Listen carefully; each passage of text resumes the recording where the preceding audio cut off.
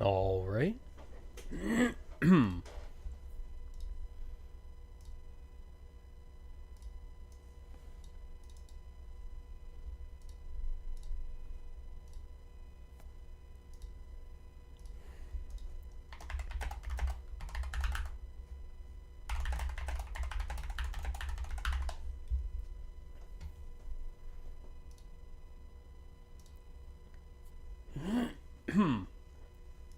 All right, all right, all right.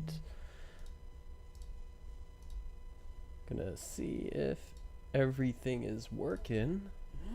I assume it is. I hope it is. All right, all right, all right. Constantly issues.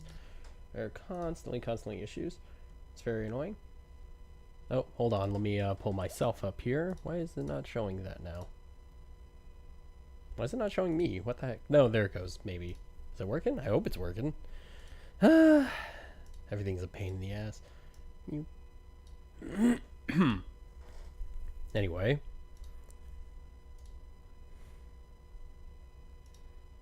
Well, hopefully Squid hops in soon. As he said 7 would be good, so we'll see if he's showing up. But otherwise, for those of you who have hopped in to come watch the stream, thank you for coming in and, well, watching the stream. Is my webcam not really working? What's going on with that? Is it just being weird? It might just be being weird. Well, I'm not 100% sure yet. Let's see what we got. Ooh, subscribe and dismiss that. Alright, let's see. I should be live on YouTube as well. do. Yep, there we go. Dismiss that. I am live on YouTube, but why is my webcam not working? What the heck? That's so weird. It should be. Should be showing up on the stream. I don't know why it's not. Let's see. Give me a sec.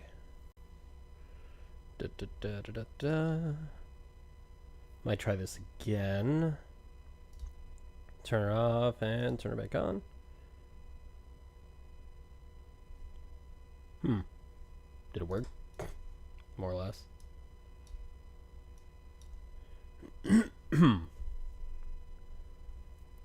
I mean, I can see myself right now, but...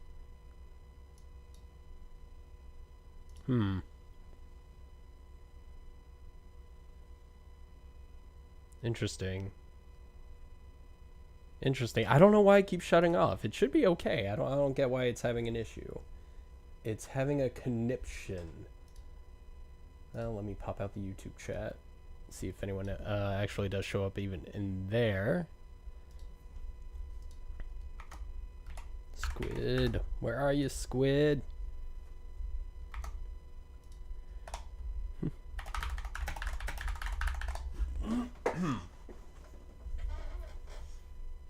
Yeah, I don't know what's going on. That's so annoying. Why is everything being a pain? It all just sucks.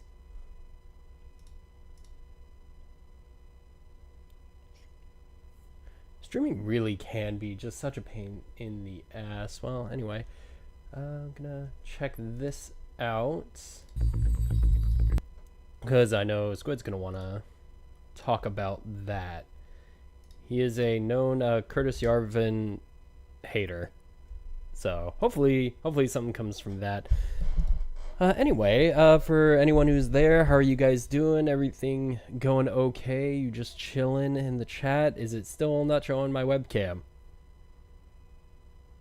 It's still having a hard time with my webcam. What a pain in the ass.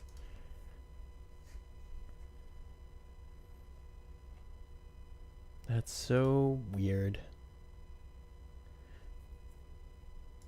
Because it shouldn't pause the webcam, right? Come on.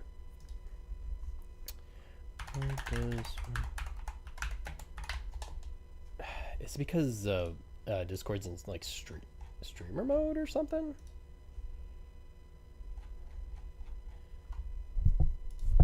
I don't know why I keep disappearing. It's very, very frustrating.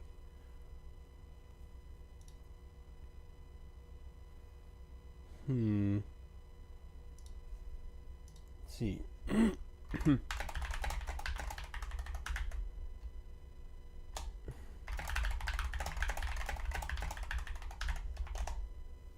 Gotta look this up. If your opinion is appearing on your Discord stream, well, it's not the Discord stream. No. No. We'll just say Twitch stream.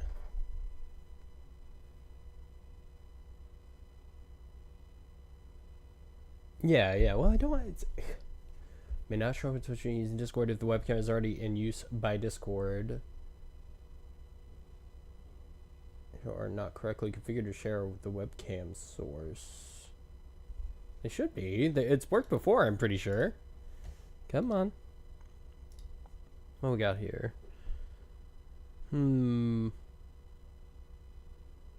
Capture method. Let's try to otherwise find windows. Okay. I mean, yeah, like I'm on my stream right now. It's just not showing up. Oh, what? Okay, so like the window has to be. What's going on? It is just not wanting me to deal with it, apparently. If it's not one thing, it's always going to be another, guys. So I apologize for some of the technical difficulties. Again, I don't know why it's doing this, because I believe it actually worked on some of the other streams, as far as I know.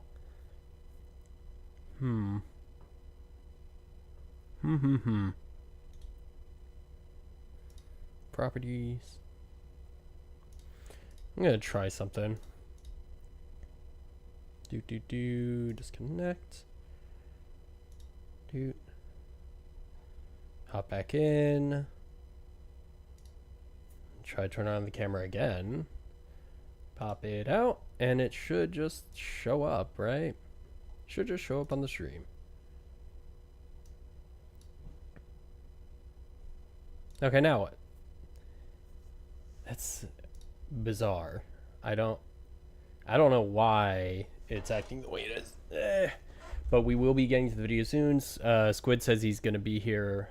He's hopping on right now, so probably see him in a sec. As for everything else, I don't know why it's just being dumb. Oh, is it actually holding up now? Is it working? That'd be great. Holy shit. Anyway. Let's see if I can... Yeah, please tell me it's holding up on the stream. That would be great. Hold on one sec. Hey, what's up? Oh, let me get rid of that.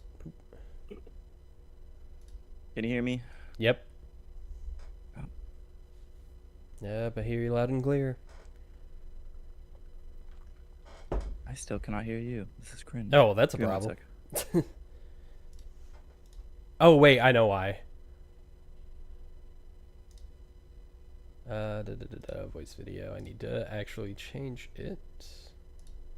Can you hear me now? Squid! Squid! Oh, okay, I can hear you now. I had to change Discord mic settings. Sick. Yeah. All right, so I already have that the video you linked to me earlier with Curtis Yarvin. I have that pulled up if you want to watch it and talk about it, because I'm sure Hell yeah. I'm sure you're gonna have a good amount to say on it. I have so much to say. I still need to buy his. Well, it's like technically I could just read it all online. I just love having physical books, but I need to read his book. He has. It's called like Gray Mirror, because I think a lot of his blogs are like lost or something. Yeah, Gray Mirror. So, and it's just like a collection of a shitload of his writings. Okay. But I need. I have another. Is it all just crazy, pretty much? I don't know. I mean, I read his manifesto. Okay. Fuck, bro. I did a whole ass video on him. So like, I read a manifesto. I've researched his interviews and stuff. It's not like. It's not crazy in that it's like not thought out. I think it is thought out. Like Mhm. any system that can like influence the entirety of America is Sure. probably like decently thought out. Oh, um no, the webcam shit. I'm sorry. The stream's having like no, go. webcam trouble. I don't know why. Okay, that's fine. You can work on it while I explain. But he's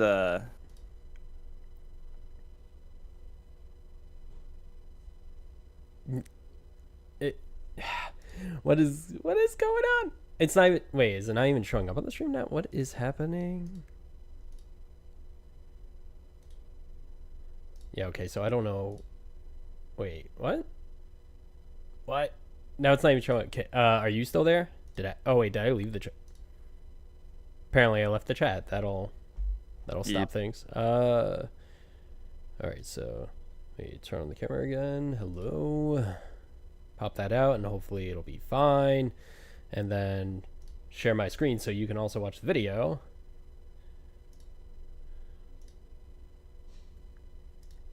Okay, yeah, I don't know what's going on with the webcam. Like it's just like not showing us half the time. That is weird. Yeah. It's probably Well, something to it's do with the screen share thing. Or not, or the no, like the window recording, I mean. yeah, it's something with the window recording. I'm not sure what it is specifically, but all right. Well, you ready to watch? Yeah, let's do it. All right. Oh, and then this is the YouTube channel of the people who like publish all the like Dark Enlightenment books Dark and stuff like Enlightenment. that. Yeah, that's like the little name for them. Okay. They're the Dark Enlightenment. Interesting. I know nothing about that. I know so much. All right, we're gonna play. I'm gonna try and keep that up. Ooh. You know, I do kind of like that. I like the opening. I can't hear it through Discord. All right, let me. Actually, wait, hold on. Let me. Yeah, okay. No, the volume is maxed. Okay, so I have to have this like priority open. What if I minimize? Yeah, okay, if I minimize, it just gets. Yeah, that's not surprising. Okay, so yeah, if I like.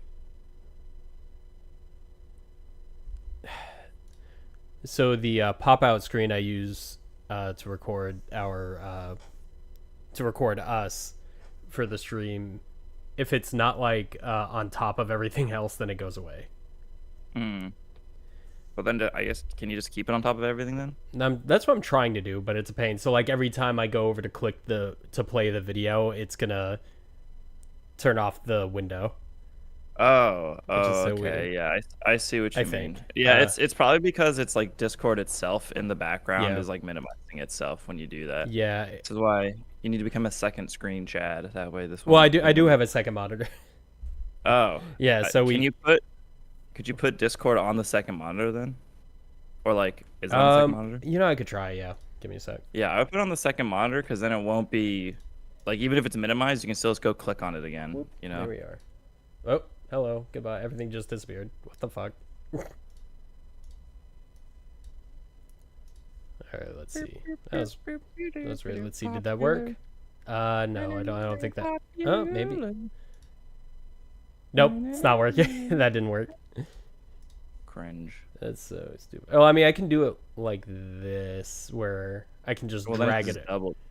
Yeah. Well, then I could just delete or I can do that. But then now I have to like. Yeah. Well, and we're still in front of the then we're in front of the video. Yeah, I know that's the problem. Give me a sec. Yeah, it's not gonna work.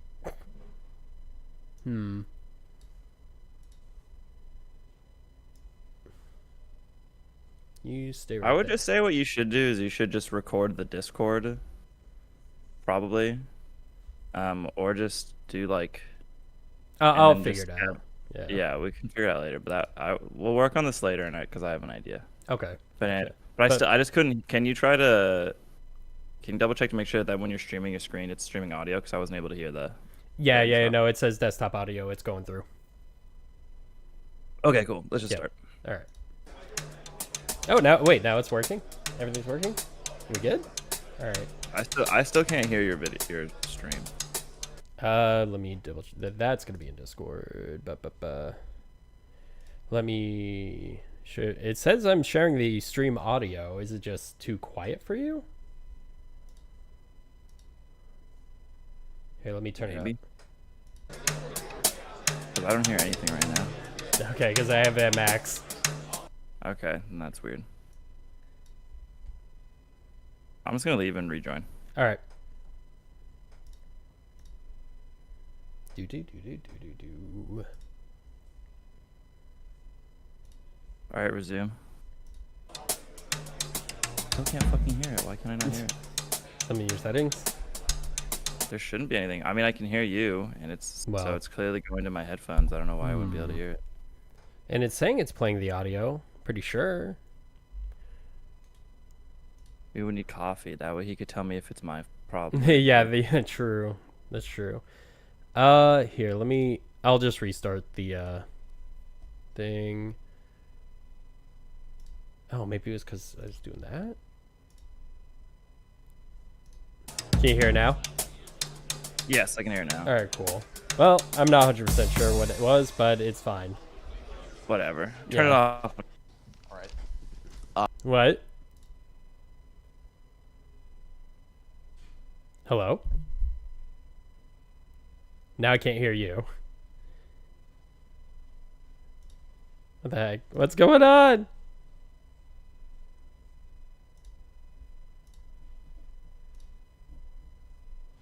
Okay, I think my mic Okay. just got unplugged. That was just me. That was my Okay. cat. Okay, oh. But continue. All right. Thank you, everybody, for coming. Welcome to the Harvard Faculty Club. Would just like to issue Harvard very Faculty briefly. Club. I'd like to thank our speakers, Professor Daniel Allen, Curtis Yarvin. I'd like to thank you, Curtis. the folks from the Harvard Faculty Club that problem- enabled this to happen. And if I can still get my preamble, All because I've we have, basic. excuse me, I had to stop. Is one of the problem with Curtis Yarvin is he doesn't really like understand history. He's really good at like piecemeal grabbing history facts or kind of like saying things. He does like the classic philosopher thing where he like says something that maybe in like a really small sense is true and then kind of blows it out of proportion. Okay. He'll be like, FDR ran the government like a startup because he like came in and he was here to transform it. You know, he saw all this stuff and just gonna swipe it away to change to his vision kind of shit. And he's like, that's like a king. And like that totally ignores the fact that like the Supreme Court was fighting against him a bunch and that like not all of his bills passed and that some of his bills passed and were super unpopular and then were like immediately struck down. Or like rendered unconstitutional, and then but there was some things where he won. But you just take this like idea that FDR transformed the government, which he did do, and then you like blow that up into he was a king and had like total power, which is just like not true at all. He passed like a bunch of welfare shit, and then got us through World War II, which is like a big deal. But the idea that he was like an actual king or ran America like a startup is just like a stupid ass. Yeah, there's no way. Yeah, and shit like that. So he's going to say a lot of stuff like that, where he's going to be like, this president ran the country like a startup, and it's just going to be like, he's really gonna make true. he's just gonna make unsubstantiated claims, basically. Yeah, or like claims that are just really hard for the average person to like disprove. Even like a professor, if you're like polite, you'll still be like, well, I guess in like some respects, sure. Oh, wait, what? And then an audience member hears that and they're like, oh shit, FDR ran it like a startup. When in reality, it's like, well, there's elements of a startup, but he didn't run it like a startup. Like not like the totality of that statement. Okay. YouTube, I think, might have crashed. But you know, at this point, no one ever watched it on YouTube, Yeah, it's fine. so I don't really care at this point. All right, There- let's anyway, resume. Yep. Basically got to say is remain respectful. Disruptive behavior, by and large, won't be tolerated. Anyhow, for a brief introduction, Professor Allen is a Harvard University professor, director of the Allen Lab for Democracy Renovation, a political philosopher, ethicist, and public policy expert. She's also a nonprofit leader, democracy advocate, tech ethicist, and author. Her work can be found in The Atlantic, as well as The Washington Post, among other places. She led Harvard's Edmund and Lilly Center for Ethics. Yarvin looks like that like nervous kid that sits in the corner. He has the classic, like, I found one cool jacket when I was like 20, and I've never stopped wearing it since kind of vibe. Yeah. You know what I mean? He's got, but to be fair, he is a tech bro, so that would fit his MO. Okay, yeah, that makes sense. Yeah, he's like an ex-tech bro, Silicon Valley type. I mean, like, yeah, 'cause that's one of the ways he got in contact with, like, Peter Thiel, because Peter Thiel was, like, a big investor in early tech, and he like, worked on some, like, early blog thing that I think got bought by somebody. Okay, interesting. Previously developed the roadmap to pandemic resilience during COVID and ran for Massachusetts governor back in 2022. Her scholarship focuses on the reinvigoration of democracy, civic engagement, and institutional reform. Her most recent book, Justice by Means of Democracy, underpins this with The Radical Duke, forthcoming in 2026, if I have that right. Other works include Our Declaration and Democracy in the Time of Coronavirus. Curtis Guy Yarvin is an American blogger, political theorist, and software developer known by his pen name, Mencius Moldbug.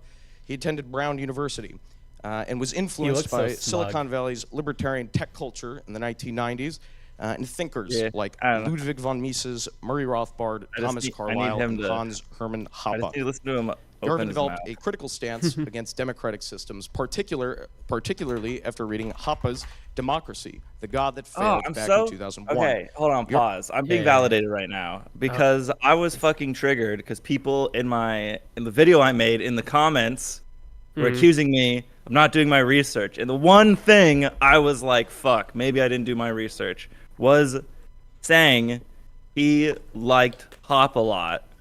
Because I had like got that. I literally just been like, well, whatever. Like, this is super similar to Hop's work, and this like one article is saying he is influenced by Hop, so I'm down just to take it. In the fucking intro to Harvard, they're literally like, yes, he was particularly influenced by Hop, and Curtis Yarvin is nodding. That was the only thing in my research where I was like, maybe I'm iffy on that. And then this just helps to confirm it even harder. Yes, I'm correct. Everyone who said my research was bad on the comment section, yes, it triggered me. Fuck you, I was correct though.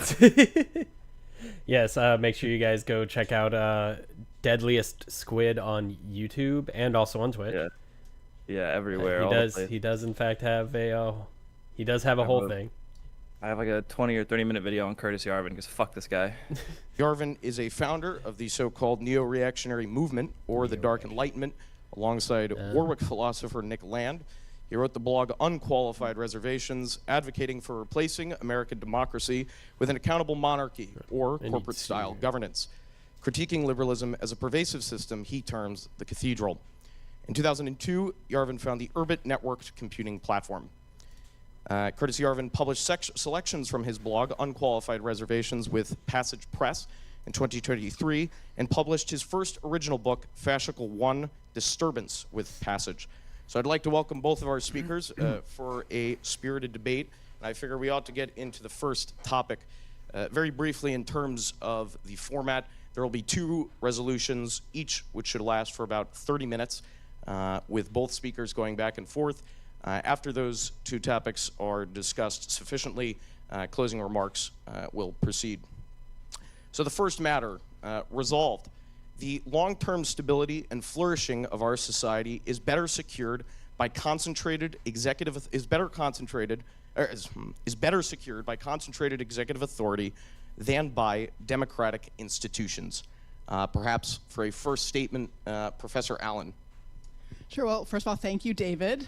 Glad to be here, and thanks to all of you for turning out. You've got dark enlightenment and bright enlightenment.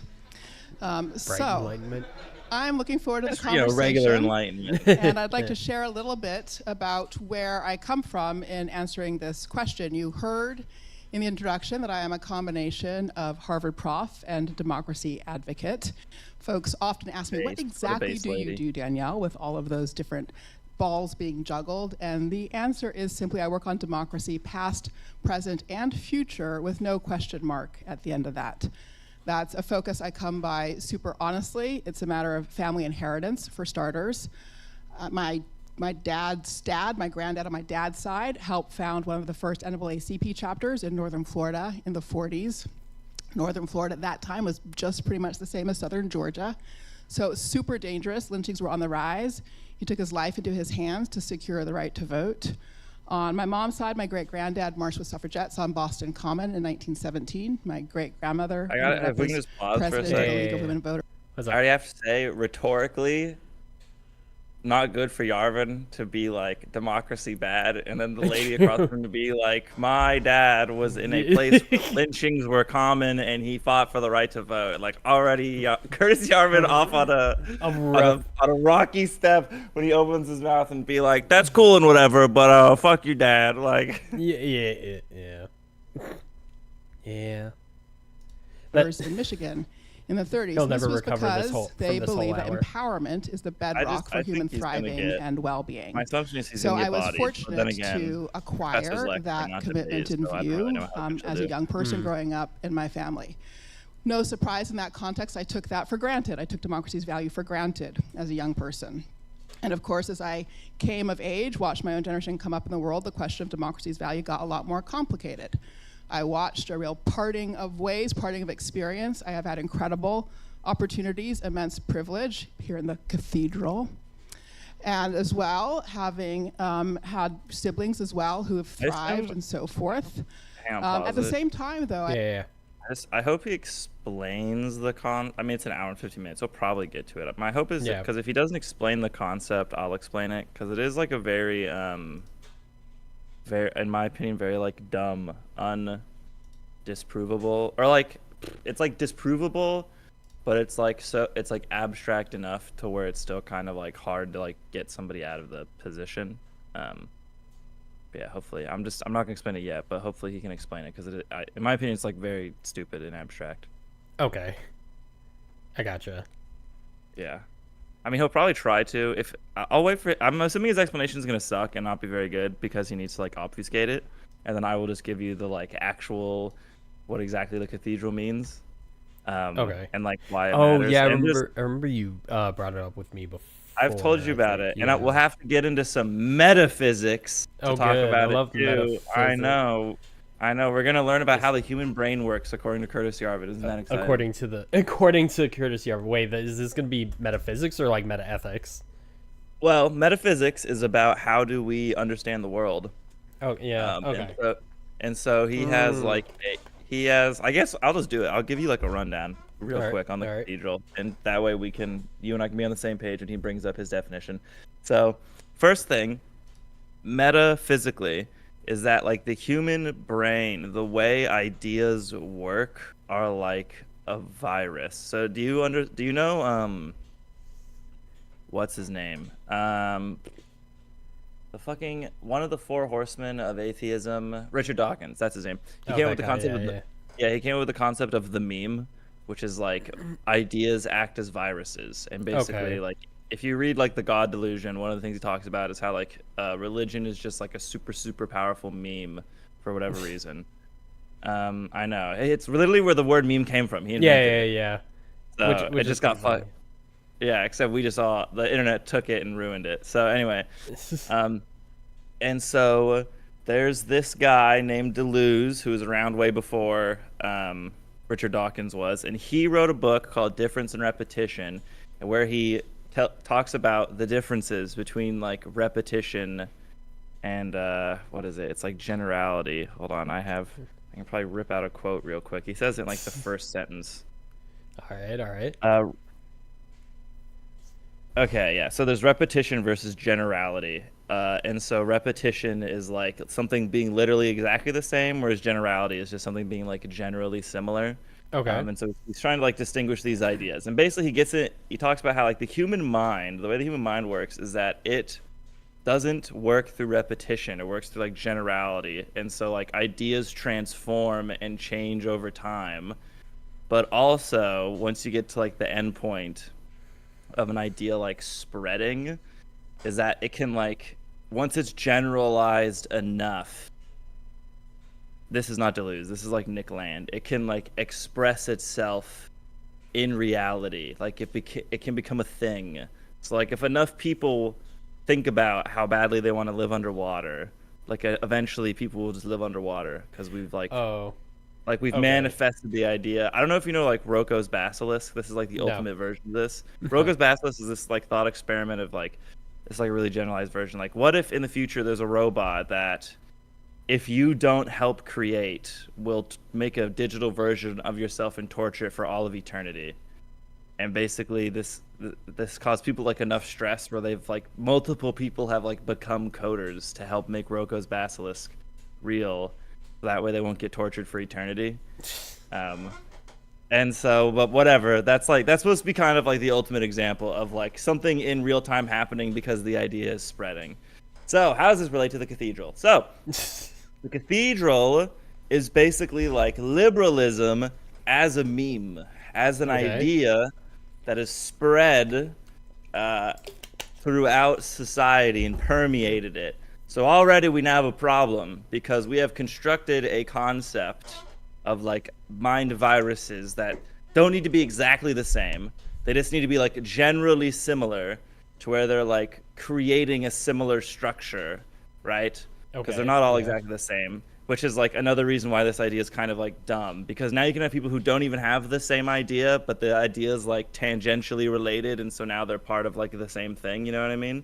So there's like all these. Stop me if you have any questions. Technically, I probably have so many questions, but please just keep going. I mean, yeah, as long as you are like understanding the thought process, like you can ask questions like, "Why does he believe this?" And that's like, I don't know, he's goofy or whatever, but that's just like he's how just it's weird. going. Yeah, and so. It's because this is like Nick Land. Nick Land did all this shit, and then Curtis Yarvin just showed up and was like, I'm stealing all of this. This is a great fucking idea. And so what you've had is you've basically just had the argument would be like America has constructed a system in which like liberalism has pervaded the world and created in the elites the cathedral, which is a like totally not connected group.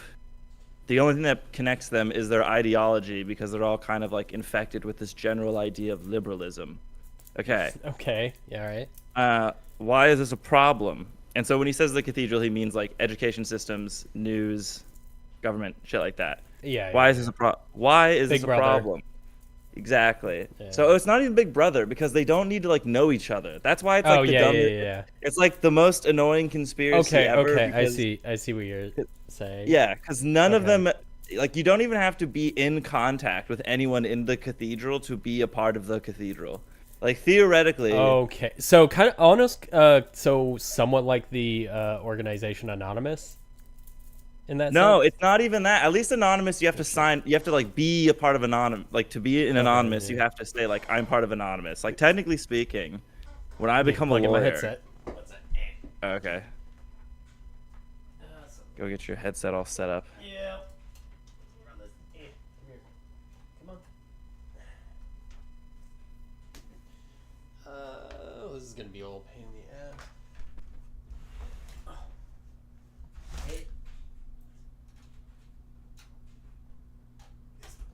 There we go.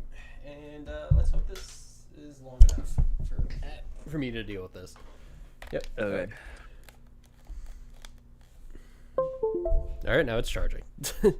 Sick.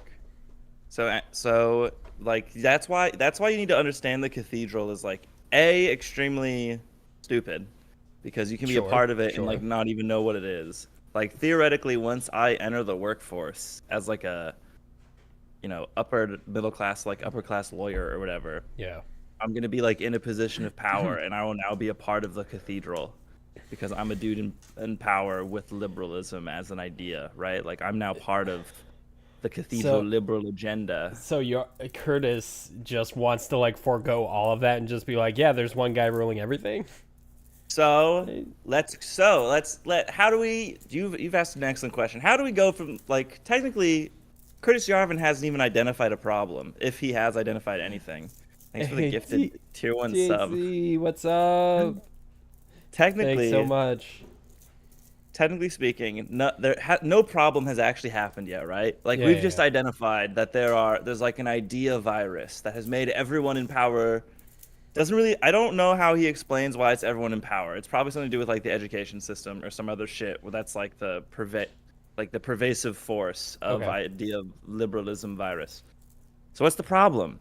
Well, now you get Hans Hermann Hoppe. Bam, you slap that fucker into this.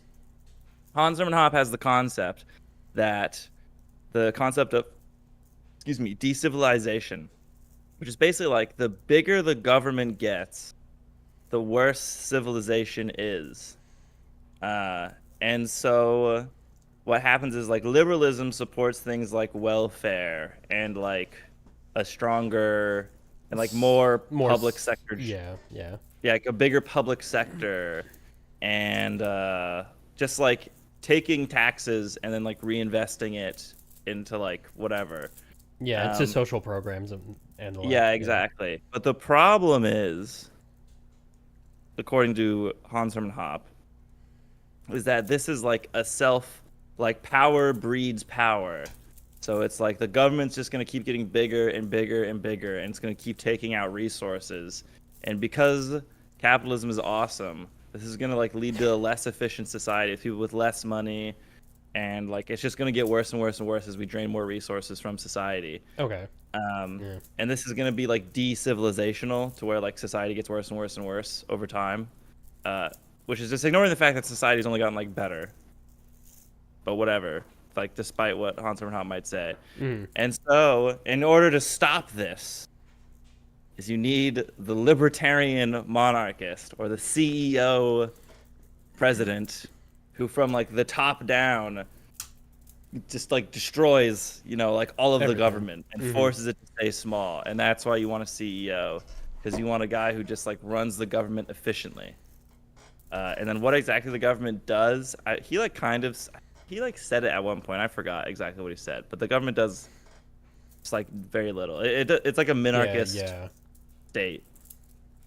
Even though he's technically he's not like a libertarian anymore. It's a very post-libertarian. Like the libertarians realize they don't need democracy, just crush it all down. Didn't he say like neo something or other? He's a neo-reactionary. Yeah, neo-reactionary. Yeah, he's like one of the founders of the neo-reactionary movement, and like he's like an alt-right figurehead guy. So he's very big in the alt-right, very big in the neo-reactionary thing. Yeah, like national conservatives really like him, because national conservatives really like a strong executive. Yeah. He has like a list. I think I showed you the list of how to destroy democracy. Yep. Yeah, and we're whether or not our government is aware of it. Well, you said JD Vance is a fan of Curtis Yarvin, right? JD Vance follows him on Twitter. JD Vance is mentioned in multiple interviews as like an influence. You can even find it. Yeah. You can find him saying it, like not just in articles, but he did like an interview for a podcast, and he was literally like, yeah, there's this guy named Curtis Yarvin who talks about this, and when he says this, he's like, I think he was explicitly referring to the cathedral, like in that, being like the elites are controlling this, and we need a powerful executive who stands up to the judges and tells them no, which is like not how that's supposed to work. Yeah, we specifically have a system that's not supposed to work that way. Yeah, well, at least like the way it's been interpreted. Yeah, yes. Sure. Yeah. Technically speaking, it was not set up for the judges to say no. The judges just said we can say no, and then everyone was like, that makes sense. But I remember you also telling me that all the steps that Curtis Yarvin was saying to, you know, basically collapse what we already have, a lot of it has already like kind of come to fruition. Yeah, it's like the majority of it's already happened. Yeah. There's a couple that like explicitly have not happened. The most explicit one that hasn't happened is Donald Trump did not run on destroying democracy. Yeah. Which I don't know. I strongly suspect Curtis implied. Yarvin. Yeah, I strongly suspect Curtis Yarvin threw that in to like not get in trouble, in the same way that like, you know, Marxist-Leninists will never be like, yeah, bro, kill 1% of the population. They'll all say something else, but then obviously they like what they really mean is we would like to kill 1% of the population. It's like don't. So yeah, that's my. It's like don't sugarcoat it. Yeah, exactly. So that's my vibe on that one rule. And then there was like two other rules. The question right now is like how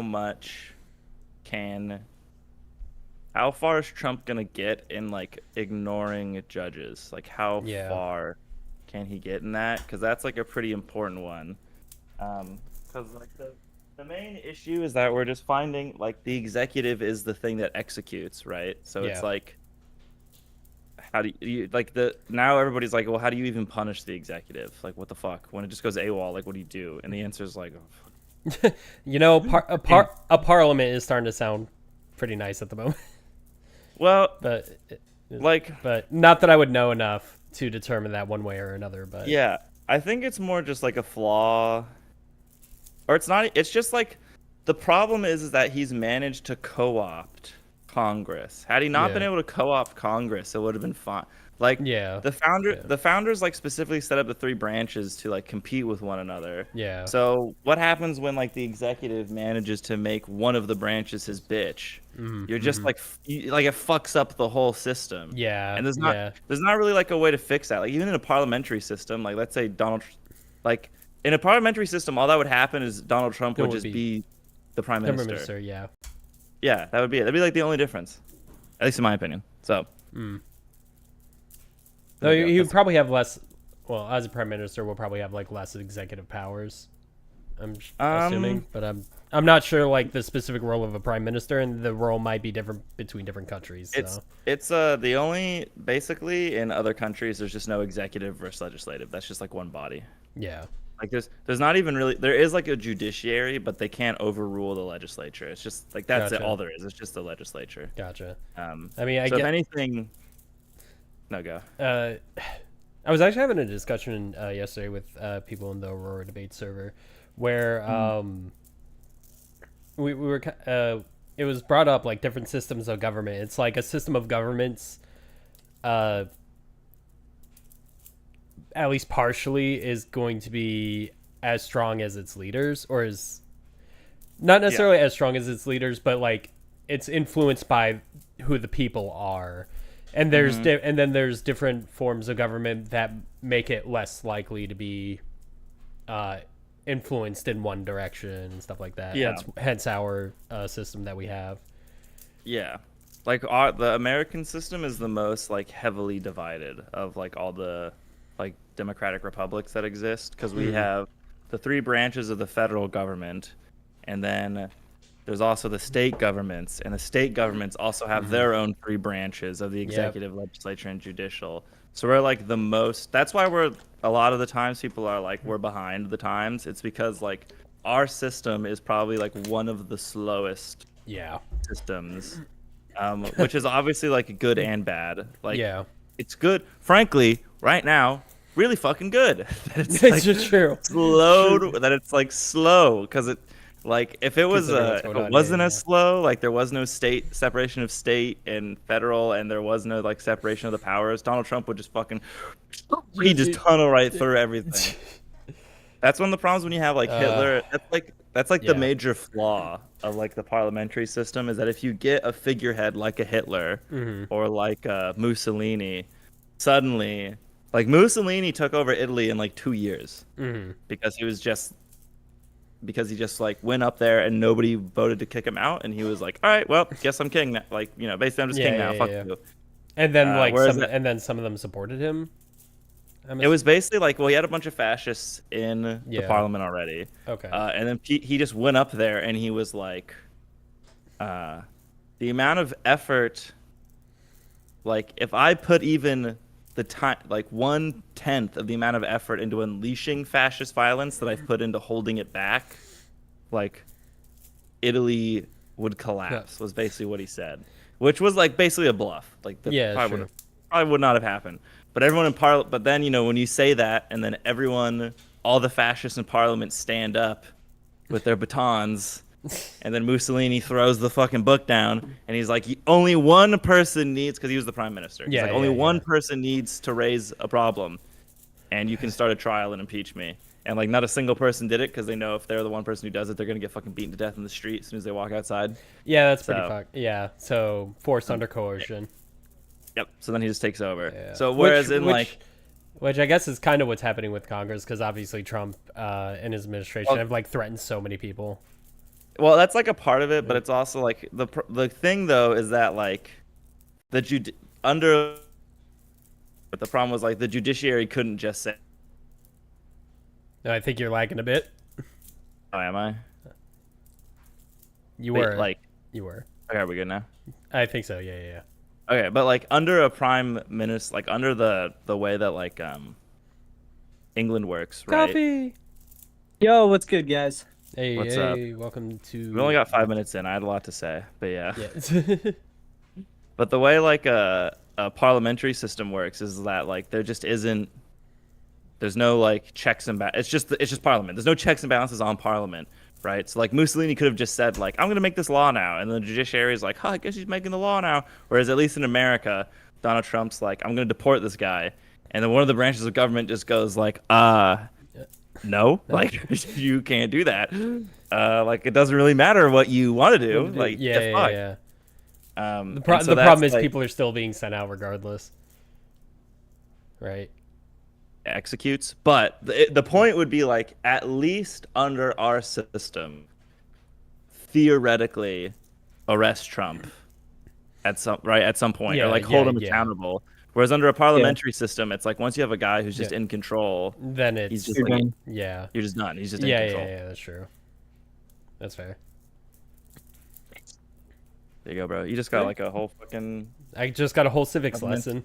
You just got a whole civics class, bro. Congrats. Yeah, I know. That's so much better than listening to it in 6th grade. Oh, dude, seriously. I had such a mean 6th grade civics teacher. No one liked her. No, very few people did well in that class. She was like, if you saw her, she was definitely like an older like woman version of Snape from Harry Potter. Like straight up. It was like it was like uncanny. That's funny. It's crazy. Anyway, do we want to continue the video?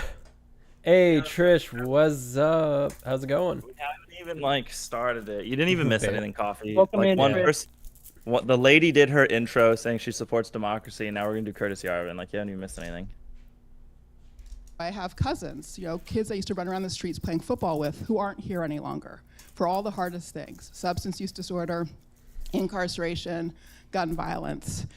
And I hit a point in 2009, I lost my youngest cousin, where I started banging my head against the wall and thinking, democracy is not supposed to be abstractly valuable. Yes, we embrace these ideals of freedom and equality, but the entire point is that when we do, it delivers a society that makes it possible for every generation to do a bit better than the previous, and also for a whole cohort to come up together. And so I started working on this question of how to change the dynamic of our democracy so that it could actually deliver on the promise of democracy. And that work took me in the first instance into criminal justice reform, trying really hard to change criminal justice reform policy. And it doesn't take very long if you try to actually fix something to discover that even if you've got common sense, cross-partisan solutions, it's really hard to get things through because of governance dysfunction. And at this point, I suppose along this path, I had a philosopher dad. I know Curtis had a philosopher dad too. There's a lot of similarity in that story up to that point.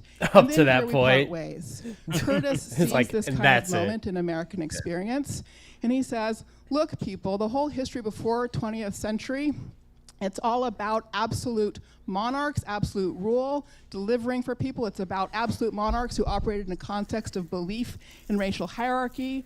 They delivered for people in the same way that corporations did, with the mission of maximizing their capital. Their capital is land and people. Because of wanting to invest in land and people, and because of believing in racial hierarchies, they embrace racial cleansing. Argument's just like democracy, good or bad. the whole that's the whole debate. Yeah, that's the whole debate. Oh yeah, that's the argument. Yeah. Society that's going to deliver for people. And so Curtis's view is that our 20th century world is founded on lies, the lies of egalitarianism and the lies that democracy can actually deliver for people. And because it's founded on those lies, he thinks it's foundering. Okay, he thinks we need regime change. Okay, red flag. Already problem with the lady. Because theoretically, Curtis Yarvin would say he's the most egalitarian because he'd be like, bro, free market capitalism, baby. We're just gonna go ham. Because he was libertarian, right? He's like I said, he's not like he's like monarchist with libertarian characteristics, right? Like post-libertarian. Yeah. Oh, bro, you need to be here earlier. I walked through the whole thing. Yep. No. I know it was like a 30-minute speech where I walked through his entire like thought process and how we got there. Damn, I'll rewatch More or it. less. on YouTube, right? So YouTube is crashed. YouTube's just not working No, this time. All Like right. like I was like, okay, I have it all set up, everything's fine, and then it wasn't. It- So Oh, who knows? I don't know why it's not working. they're trying to silence us, bro. Trying to silence us. Alright, it's true. All right. You still listening, Squid? He thinks we need an absolute You're good. monarch, unaccountable, no separation of powers, no checks and balances, no limits, and so forth. Could be Trump. We kind of elected him. Maybe that's already happening. That's what Curtis says in his Well. book. Could be Musk. He doesn't Well. say that in his book, but he has said that previously. Hard to say. Trump, Musk. Do you think this might be a bit of a straw man from her, or? I haven't read his book. If this is in his book, then I would agree. Yeah, I mean, Trump is definitely is like the closest we've ever got. Yeah, for to, sure. like what Curtis Jarvin is saying. I don't think like it'll be Elon Musk. Elon Musk is just too much of like a fucking weirdo who nobody likes. yeah. Like, not even the people in Trump's like orbit like him. So Yeah, definitely not and him. and people that work for him don't like him either. So Yeah, exactly. Like right now, Curtis Jarvin's having his moment because Trump's like in the spotlight. yeah, I think the problem with all of this is like once Trump goes, I just don't know who replaces Trump. There is no like immediate heir. So we want to say JD Vance, but he's like the most unlikable human to ever exist. So I don't think it'll be him. No, yeah. Some people want it to be Trump's kids, but I just haven't that'd seen be a so single. weird. Yeah, I haven't seen a single Trump kid who's like nearly as like interesting as his dad. They're all kind of Yeah. like lanky and awkward. They all feel they actually feel like trust fund babies. Yeah, like the only one who Yeah. people seem to have like a hard on for is Barron, but he's in fucking college, so it can't be him. He's like, too young. So True. maybe they're just like trying to be hopeful with him, but Yeah, like it wouldn't surprise me if we see some kind of shit where it's like it'd be closer to like a George Bush Senior, George Bush Jr. kind of a thing, where there's like a little lull before we see another Trump. Yeah. But again, you would need to have that same like energy, Trump at the end of the day. vibe. Yeah, at the end Yeah. of the day he's just like a reality TV star. So he's like every day is a new episode of America, and like Yeah. what's the drama in America today? And like usually And he right now, creates like, it. yeah, exactly. Like Mhm. literally, he does. So then it's like, Yeah, any yeah. of his, no, none of his kids are like that. All his kids went to like Yale and have business degrees. Like none of them are gonna fucking, none of them know how to do any of that shit. Mm-hmm. I think after Trump goes away, the question is like, what's Trump gonna do in his 4 years? Like the hope is, Yeah. basically we just have to like hunker down and hope we make it through. They're That's really basically, where we're yeah. at. That's really the. That really is the reality. Oh my, it's crazy because it's still not even half. It's still only a few months in. Yeah, It's still only a few months in. yeah, we're only 5 months Alright. in, literally. Like, Fuck. There, I'm gonna continue the video. Musk, I don't know, Duck Rabbit, one or the other. One of them, anyway, is in charge, going to run things for us and make everything better. Now, clearly, we part ways in that question of how to respond to the current moment. Why? Partly that history is false in his book. It is not the case that autocracies over the course of history have delivered good for human beings. They have consistently violated freedom. And I will come back to that point. I want you to focus on the idea of freedom and what it is worth to you. The second point is that egalitarianism is not the weak-minded invention of the 20th century. Egalitarianism has been with us for millennia, has been growing in force, goes all the way back to antiquity. Christianity extended it. Already in the early 1600s, you had indentured servants who struck for the right to vote in Jamestown. That same spirit showed Nope. up in Plymouth. Ditto Coffee's the gone. spirit of egalitarianism for all human creatures, Africans as well Coffee as now. everybody else. The Declaration of Independence was earnest in its commitment to equality. It led to the abolition of enslavement in Andy's Massachusetts, back. as well as in Pennsylvania and Vermont. Sorry, I'm before- trying to. I think the waiting room is locked. I'm trying to. Oh, son of a bitch. Yeah, I think when Let's see. he did it. Yeah. Permissions. Private channel, no. Heads up, everyone does not have. Oh, okay, it needs to be reset. Oh, did someone just do? Did you just do that? Yeah. Okay. Did it work? Let's see. It's still locked, it looks like. What the fuck? Yeah, hold on. Uh, Permissions. Just hold on, I'm gonna do that, but mute. Oh, hold on, no, I don't want to do that. I want to, yeah, you can't speak.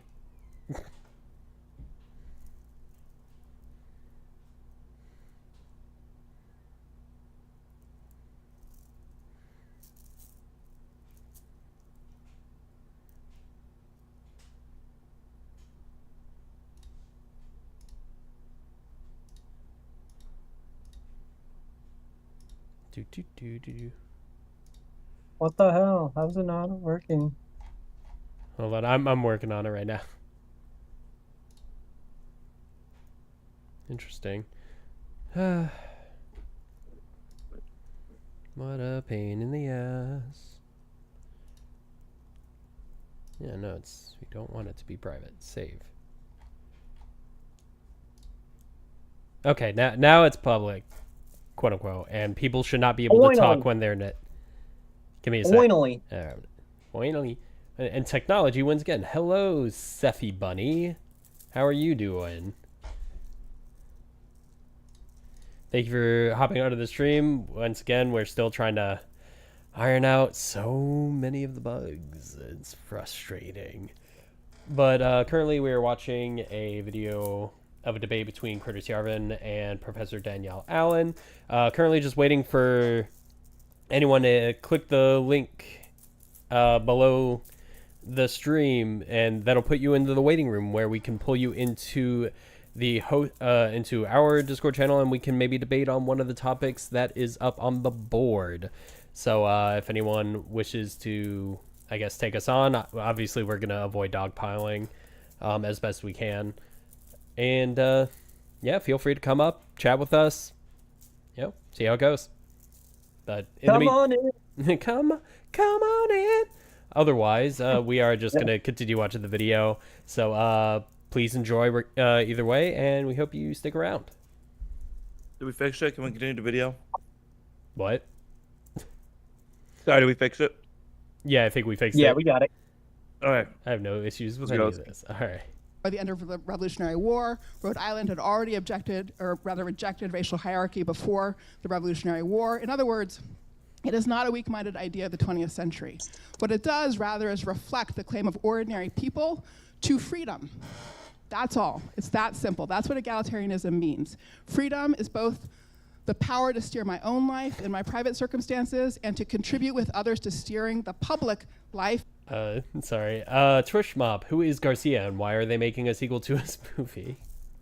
Oh my god. So it's about Abrego Garcia, who was sent out to prison in El Salvador without due process. Yeah, basically, and you know, there's been a whole thing about trying to get him back when we can, and yeah. So if anyone wants to talk about that, you know, obviously a lot of people are making claims he's actually part of MS-13, but there's no has never been proven that he is or otherwise. So, are we sure he isn't dead? Didn't they say he wasn't? I could have sworn like the president of El Salvador was like, no, he's not dead. Yeah, or maybe like a week or two ago or something. Yeah. There was like a politician that went out there and confirmed he was still alive. Yeah, that's what I thought. Due process is like due process and shit. They should probably, Get that dude. Well, in a rare 9-0 ruling in favor of bringing him back, every single justice on the Supreme Court said, "Yep, bring him back." So, and so far it seems like the executive branch is not going to do that. yeah, what they did is they took the meaning. Well, yeah, there was like a state judge who said you have to bring him back. And they were like, they read that to mean like we're trying. In reality, they were just like not really doing anything. They had like told, you know, some people to do it, and it just wasn't gonna happen. And the Supreme Court was like, no, you can't just be like we're trying. You have to go in, fucking Like, do it. Actually do it. Yeah. Yeah, exactly. And it seems like they're just not gonna do it, and then they're gonna go into the Supreme Court again and see how that goes. I don't know. That'll be the moment. That's a yeah. That would be a really big moment. That is that decision that is unironic. Like no joke, no memes, nothing. Pure seriousness. If like the moment that Donald Trump goes up there and just says no to the Supreme Court, that is the like make or break. That's the end of Like- U.S. democracy. Yeah, is democracy gonna end or not? Like, what are we doing? Yeah, it's very exciting in all the Yeah. worst ways. Yeah.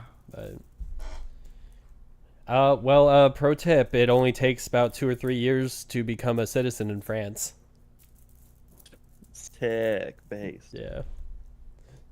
And shape that constrains us all, the norms and laws. If you love freedom, there is only one possibility, because every unaccountable, and no absolute power is ever accountable. That's the definition of absolute power, is it is not accountable. No absolute power is ever accountable.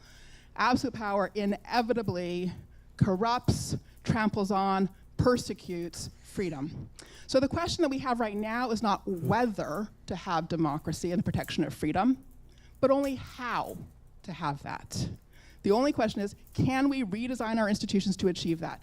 And we can. And the single most useful thing that we could immediately do is party reform. Get rid of party primaries, get rid of the capture of power by political parties that work on the basis of a shrinking base of population to control our institutions. We, the people, need our power back. And with that, we can, in fact, redesign our institutions for effective functioning. Thank you, Professor Allen. Mr. Yarvin, your response and your own presentation.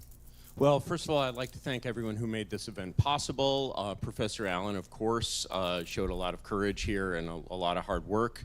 I'd like to also thank, Harvard University. We're not supposed to mention the name of the school. Unclear. Unclear.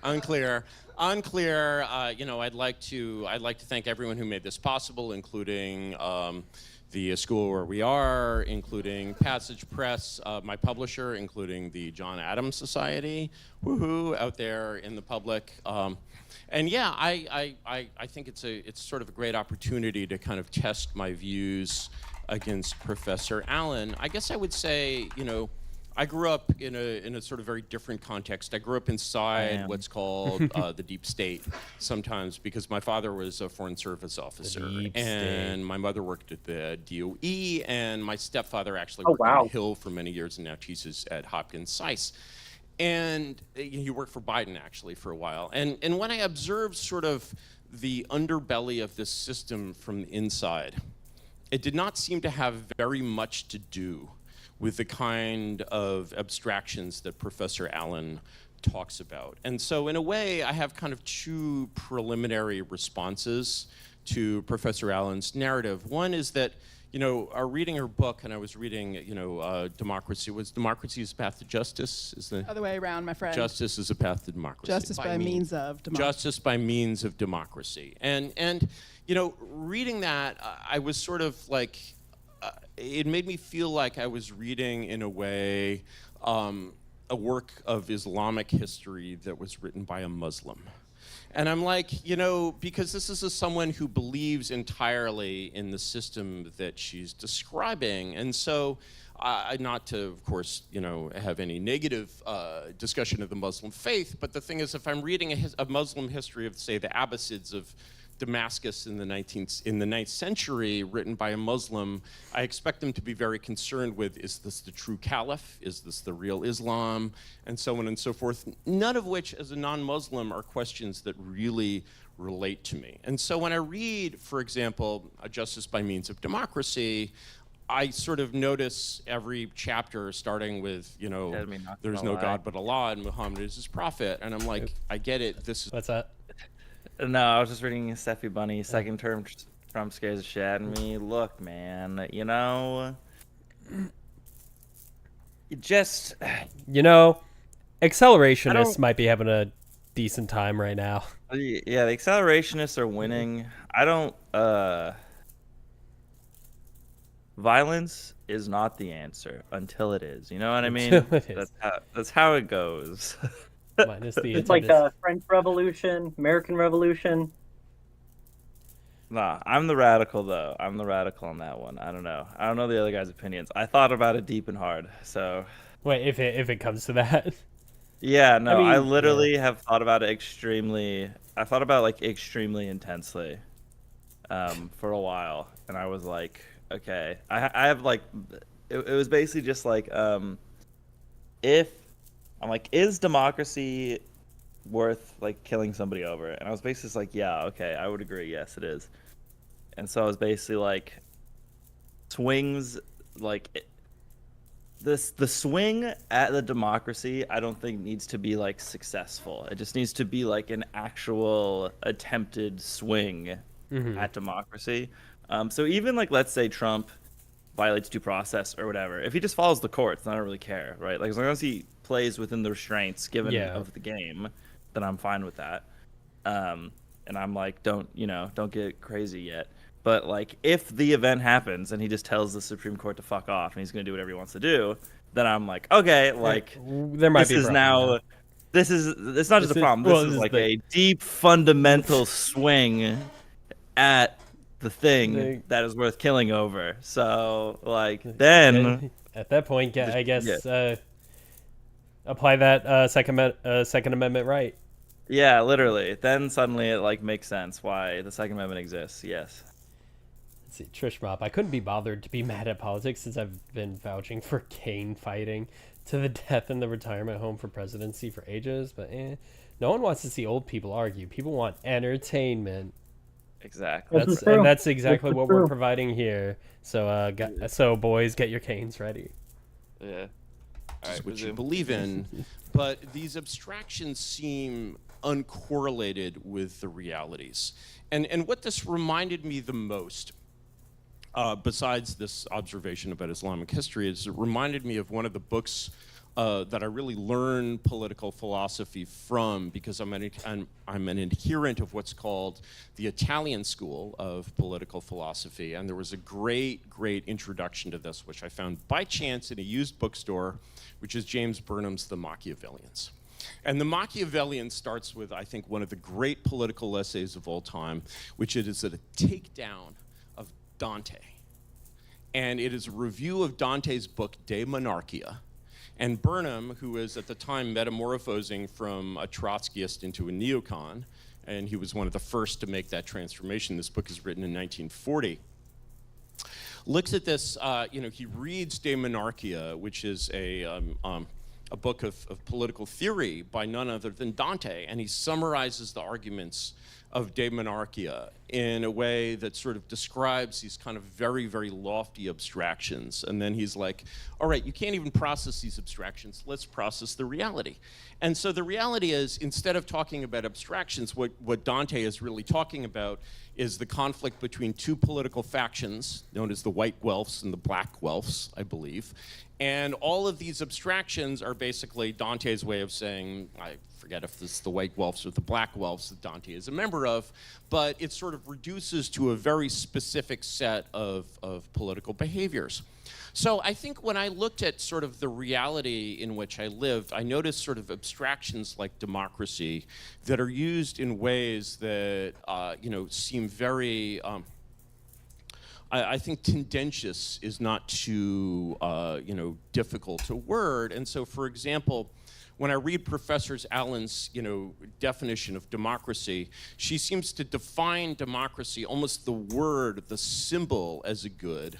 And then defining the symbol, what constitutes democracy, it's not simply having elections, it's principles like difference without domination, it's basically principles of like, you can't be a democracy just having elections and electing leaders who, take office and exercise power because they won the election. That's not democracy. Oh no, democracy is sort of all of these intangible things that go along with this. And I'm like, is this the world's longest case of no true Scotsman?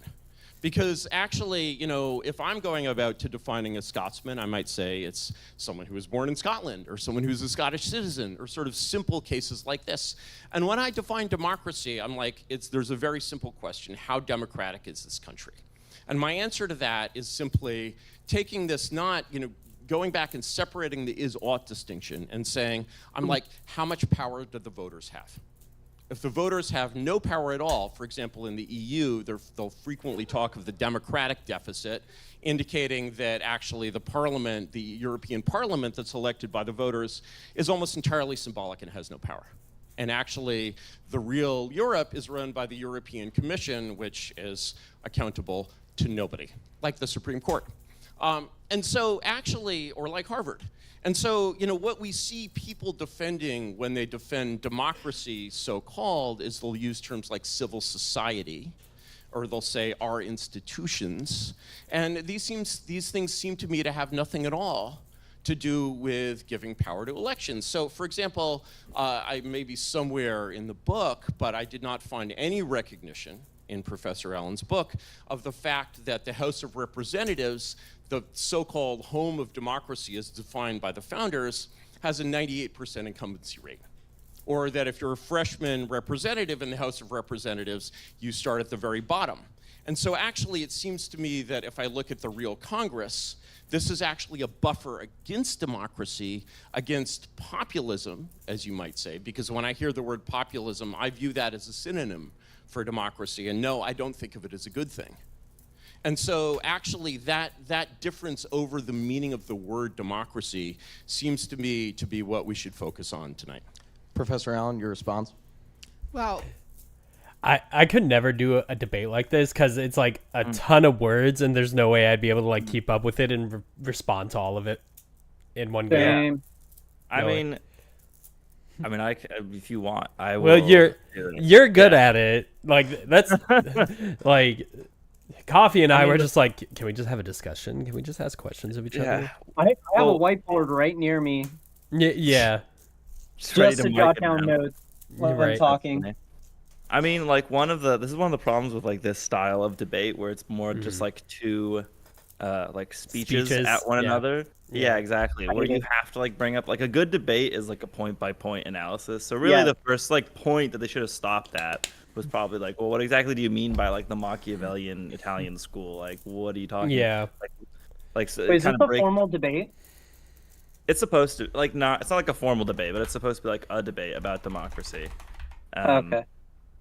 And so Because you I would get like, it. Yeah. So Yeah. you would like break down what does that actually mean about Yeah. like what do you mean by like you're part of the Machiavellian school?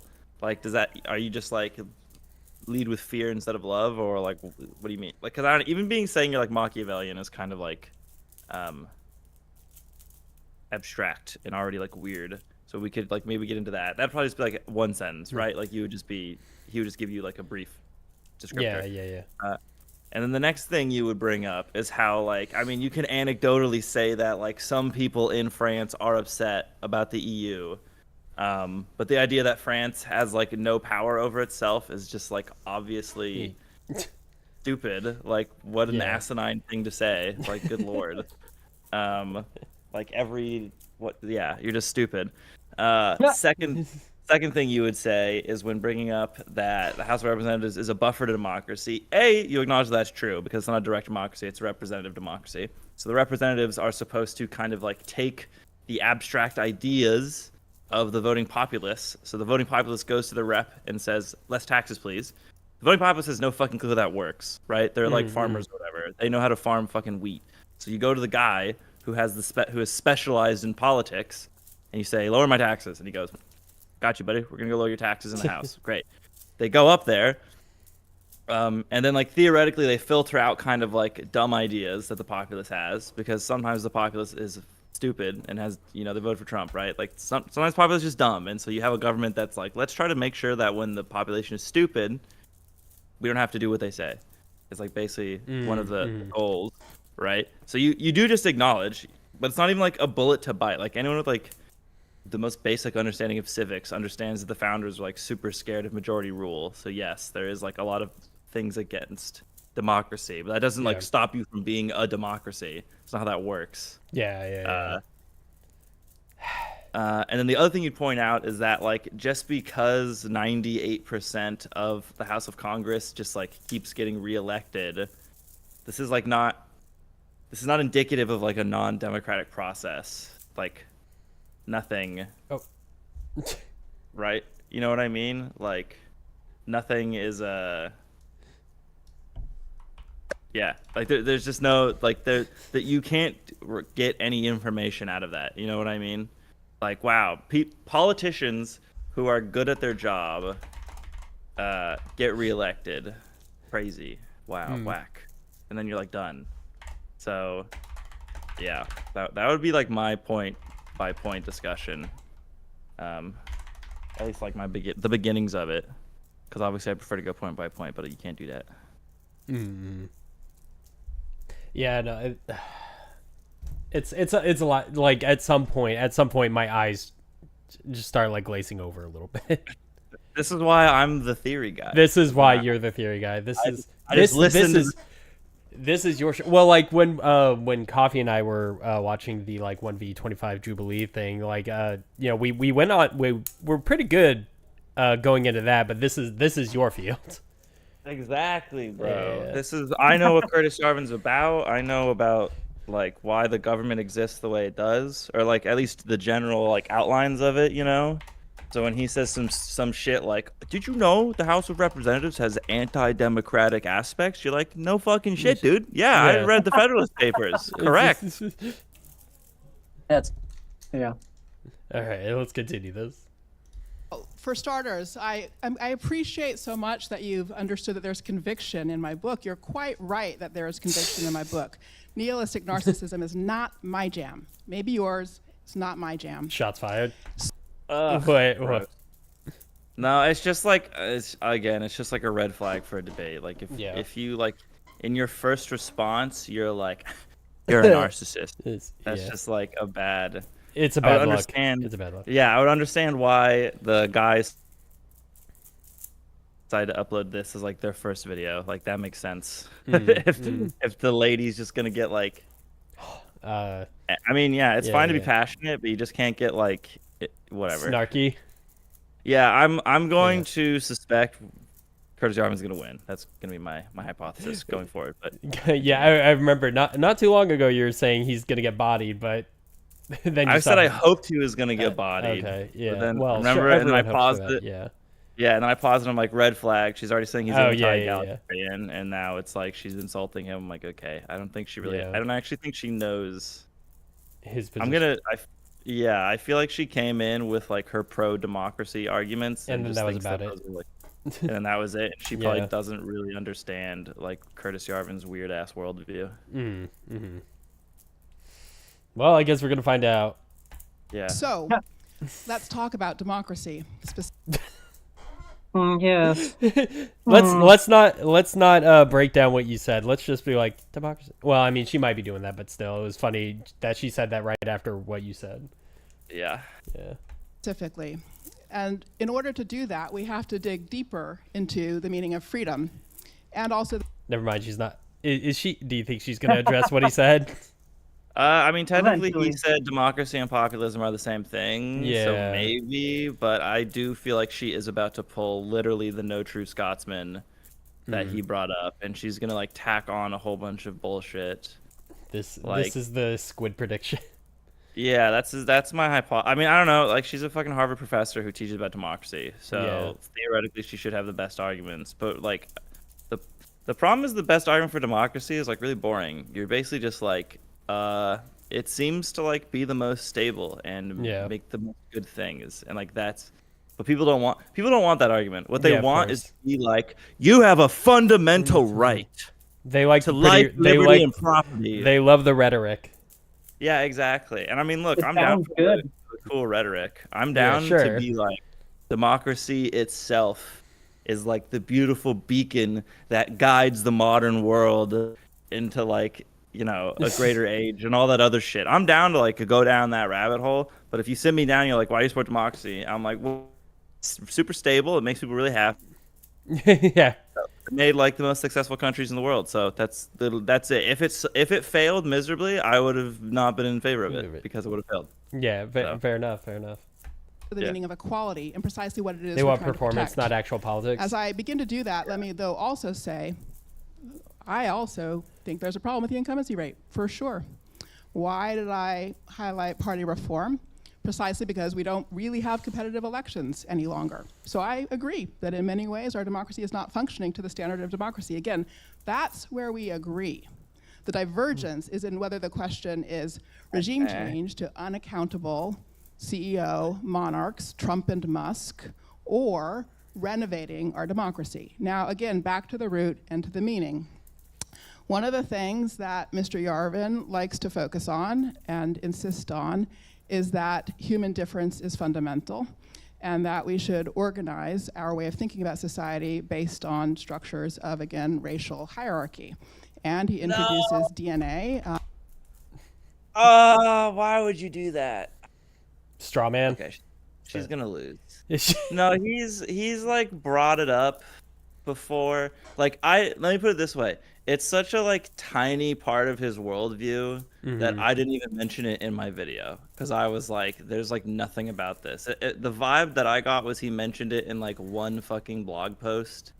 And like ever since then, he has repeatedly said he's not racist and he thinks racists are like, he literally has, there's like a quote where he's like, he thinks race realists are like, quote, a bunch of weirdos or some shit like that.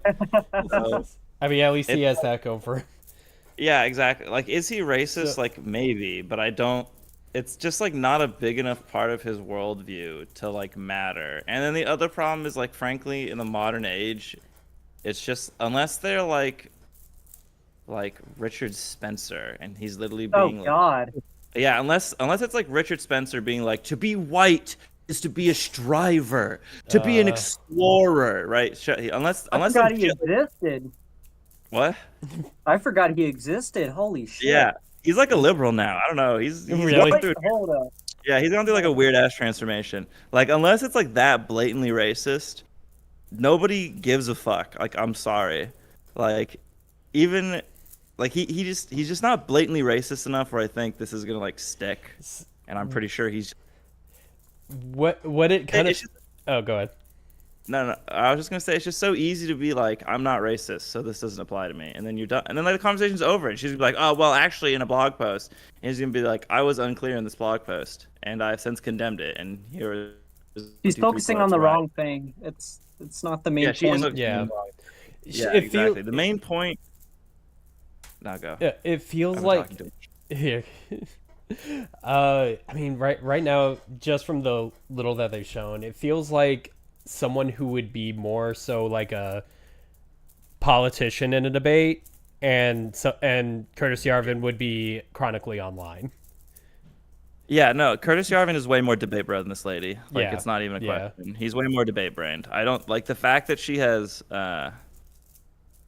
like, it's already a problem that he didn't even bring up race at all, and probably wasn't going to. And if it gets brought up, he's just gonna say he's not racist. But now this lady's like, which is, I understand why, because in your head you're like, the racism thing is the easiest thing to get him on. Yeah. But if it's like one random fuck off blog post and everyone's here to hear about monarchy versus democracy, Then I don't know.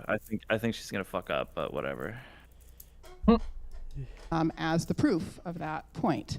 Now, and he introduces these points as refutations of egalitarianism. Egalitarianism precedes human difference. There is no such thing as human difference without the category of the human, right? Our oligarchy. Right? Sure. Yeah, true, lady. Now, what is it about the category of the human that we are all members of? That category captures the fact that each of us is a judging creature. We have moral capacity, and we're all trying to make tomorrow better than yesterday. We choose moment by moment, day by day, because we're trying to make tomorrow better than yesterday. In choosing being moral creatures, we are activating our freedom, expressing our desire for it. It is the core of our basic human dignity and what requires protection in order to achieve human flourishing. That is the fundamental ground, the conviction. So yes, there is conviction in my book, 100%. But that conviction is grounded on recognizing again that human equality precedes human difference. Now, this is not to say that we are all the same. To the contrary, we come in all kinds of different sizes and shapes and colors and capacities and etc. We are so various, and that is the beauty of humanity. But we can talk about and appreciate human difference only because of human equality. And then also we have to recognize, of course, that groups are changeable and various, that how people connect evolves over time, and it is impossible to say what strivings and what talents land where within the population. And the only way we can maximize the value of human beings is to maximize our protection of freedom. That's it. And so, what protects freedom? Governing ourselves in our private sphere and governing together with others in the public sphere. And there's only one name for that: democracy. All the rest is a question of engineering. That is what he's really asking about. Mr. Garvin here is really asking questions about engineering. And yes, we have a heck of a lot of engineering improvements to bring to our democracy. Mr. Yarvin, a question. Any responses to what she said? I mean, I'm just dumb. Like, she said a lot of words, and it felt almost like more performative than anything. But yeah, no, there's definitely one first failure is she is prioritizing her, like, I'm convicted to this idea, which in a speech is, unless I don't understand how to talk to an audience, which I mean, you have some years experience at least. I have a few years of, I mean, not succeeding, but a few years of, juggling balls in the air on stream to, keep people in chat entertained. So I understand how to communicate effectively to a group of people to keep them interested, generally speaking. Also, if you're planning on becoming a lawyer. Yeah, exactly. So I think I would say for the format that she is engaging in, this is probably like one of the least effective ways to do it. And I don't think she knows her audience. If she's in an audience of her class, awesome, have conviction. Because I, as a student, am like, hell yeah. That'll help, yeah, this lady is 100%. fucking hyped. I'm hyped. Let's get hyped together. This is great. When I'm in a debate format, and the person she's debating hasn't even brought up race, and now suddenly we're talking about race, and he's just going to not bring up race, or he'll just deflect and say, I'm not racist again. It's just whatever. And then the other problem is she said it's just a matter of engineering. She hasn't said why democracy is good. She said it promotes freedom. Which is also a vague concept. Yeah, which is also super vague. Or she said it's about self-governance and allowing you and those around you to create society together and all this other shit, which is all fine. But the question, that's not it all sounds nice, and that's the problem. The problem right now is she is just assuming that these are universally agreed accepted upon. ideas. Exactly right. Yeah. And she's in a debate where these are not accepted concepts, de facto. Literally the whole entire debate, and she's just kind of restating her position. Yeah. Without even giving logical reason. You have a whole ass book. Say something. Yeah, exactly. So it's again, I think it's just because people get uncomfortable with the actual reason why democracy is good, because it's just it functions extremely well. That's it. I think she's kind of getting close to that when she's talking about self-governance and the engineering. Yeah, because really the way, if I were her, I would be first of all, just as a beginning point, I don't see a reason to doubt democracy, because all the best countries in the world, whether we're looking at just happiness or GDP or whatever else, these are all democratic republics. Every single one of them are a liberal democratic republic. The most weird it gets is there's a couple conservative democracies, small c conservative, that are not as good, and then there's a couple vaguely socially democratic countries like Norway and Sweden, and even that's kind of a misnomer. They're actually super capitalist. They have a strong welfare state. All of these countries are the best countries. So to look at the metrics, there's no reason to think that Curtis Yarvin's system is going to be better. So that'd just be step one. That would be great. Honestly, she should have said that. That's what she should have said. She have said all this other shit. She should just been if you just look at the countries, there's no reason. The countries with No, sorry, go. Not that I'm rooting for Curtis Yarvin, but part of me hopes that his response was just like, "What the fuck did you just say?" Yeah, or just be like, Like, no, what what? he's gonna do is you've already seen what he's gonna do. Is he's like, it's great to talk about these abstractions Yeah. of freedom and self-governance and etc. And he's correct. These are abstractions, which is why it's imperative That should be specific. that she not even be specific. Like again, my examples aren't even that specific. They're very like, but they're Yeah, just yeah. true. Like everybody okay. knows that they're true. That these are like factual statements. Yeah. Okay, Um, so like we- come with receipts. Yeah, exactly. The only thing you could say is like, well, what about China? And you'll be like, yeah, I mean, they're the manufacturing plant of the world and have like one of the biggest populations. So it's like they have a lot of money. And they're But you'd also basically be like, capitalist. yeah, you'd basically be like, them getting more liberal has made their lives better. Now, like, and Curtis Yarvin wants us to be less liberal. Yeah. So why would we accept why would I accept his hypothesis that liberalism bad when every place that gets more liberal is better? Like, conservative democracies are democracies with greater power in the executive, and they are all doing worse than countries that don't have greater power in the executive. Mm-hmm. All of them. So this doesn't make sense. Has it been great in a very long time? And our statistics on a worldwide stage show it. It depends what metric you're measuring it by. Yeah, I mean, we've only gotten like every metric we've gotten better. Like it's only like super recently within like the past like decade or two that things have like slowed down.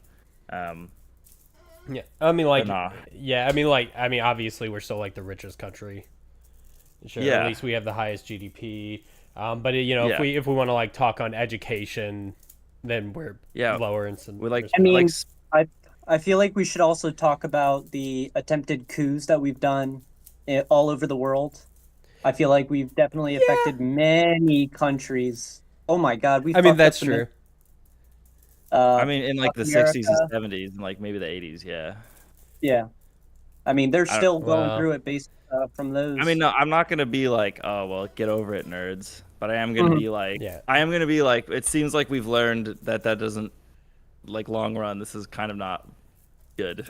Like, Yeah. I mean, our interference in countries wanting to do their own thing is a separate discussion for sure. Morality. I mean, maybe I don't know. Morality is just so fucking big. But sorry. Yeah. Our healthcare system is not great, but Yeah. the structure. But my contention would just be like, just because we are not as good as other places in some aspects doesn't mean that we're like A, not great, or B, like getting more. I mean, we're getting probably worse like now. No, But yeah. again, the general trend has been like up, even like with dips. Sure. It's still like generally been up. Is my point. Yeah, that's fair. Question for you. Obviously, this topic of accountability within your proposed system, that's obviously a question everyone has. You know, how you deal with that problem, namely, how do you make some kind of strong executive, how do you hold him accountable, properly speaking? I thought that was the second part of the debate. No, the second part's about Harvard itself and what Harvard represents, and you know, in All right. this Well, elite formation let me take a step back and let me first respond to Professor Allen's point about equality, which consists of what I would say a lot of relatively unfalsifiable abstractions. To slightly sharpen the point, I would say that if we consider the statement, all men or all human beings are created equal, we can consider that as an abstract expression of philosophy, as a kind of confession of religious faith, or we can consider that as an empirical statement. If we were to consider it as an empirical statement, I would say, okay, if you consider that true, here's a much more true statement. All identical twins are created equal. And What does that mean? I mean that all identical twins are basically born genetically equal with the same capacities and the same needs and the same goals.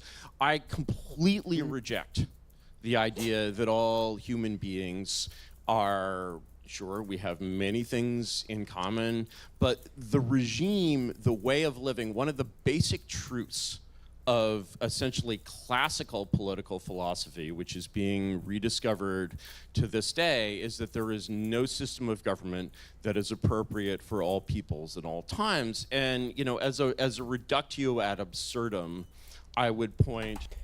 This guy is definitely a debate bro. Or Philo bro. Yeah. Phil bro, Yeah. debate bro, I'm yeah. surprised he even brought up the fucking genetics thing. If I was him, I would have just been like, well, one, if I was him, I would have just been like, I'm not racist, but maybe I guess he just didn't. Hey, you know what? Maybe he is racist. Maybe I'm giving Curtis Jarman too much credit. What do I know? That would have been like step one in my response. I would have been like, I am not racist. Step one. All right, now. Yeah, moving on. Just to like completely cut out like her argument. From How do you feel about executive power? Well, first of all, I'm not racist. Racist, exactly. Yeah. All right. To the question of uncontacted tribes. Okay, what is right for the citizens of Greater Andaman Island? Okay, should we invade the Andaman Islands? Should we take away their bows? Should we give them the right to vote? What about the citizens of uncontacted tribes in the Amazon? Is it right for them to be basically rounded up, issued with ballots, and told to vote for the president of Brazil? Will that really be the thing that helps them, basically choosing between Lula and? Question for you guys from Sephi Bunny. They said they might call in less for a debate, but more with a question about one of the topics, if that's okay. I mean, if you can just write the question in chat. Unless it's like a really complicated question or something, I don't know. Yeah. Do you want to give us like just a quick question, and then we'll? Yeah, if you're saying like it's too complicated, then I guess you call in real quick. But yeah, I feel like but not for too long. Just Sephi. Okay, Sephi.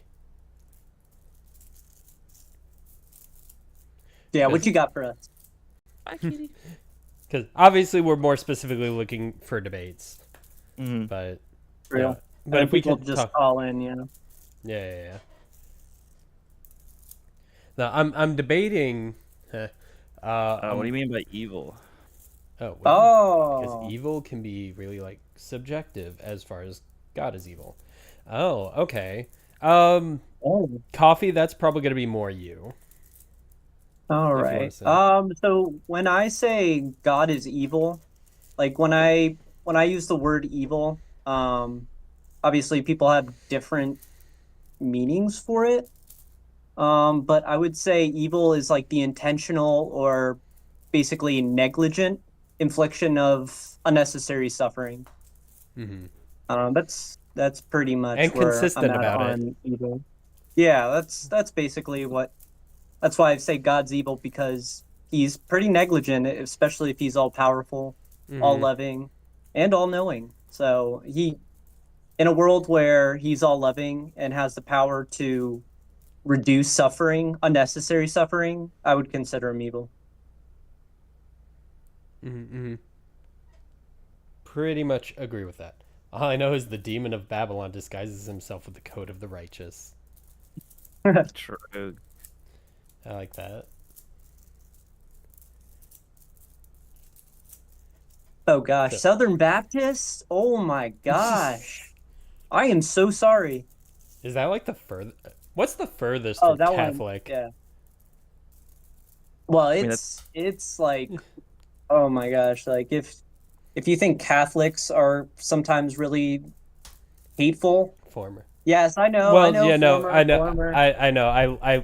You and I live in probably near Southern Baptist places. Yeah, no, I have so many churches on my way to work.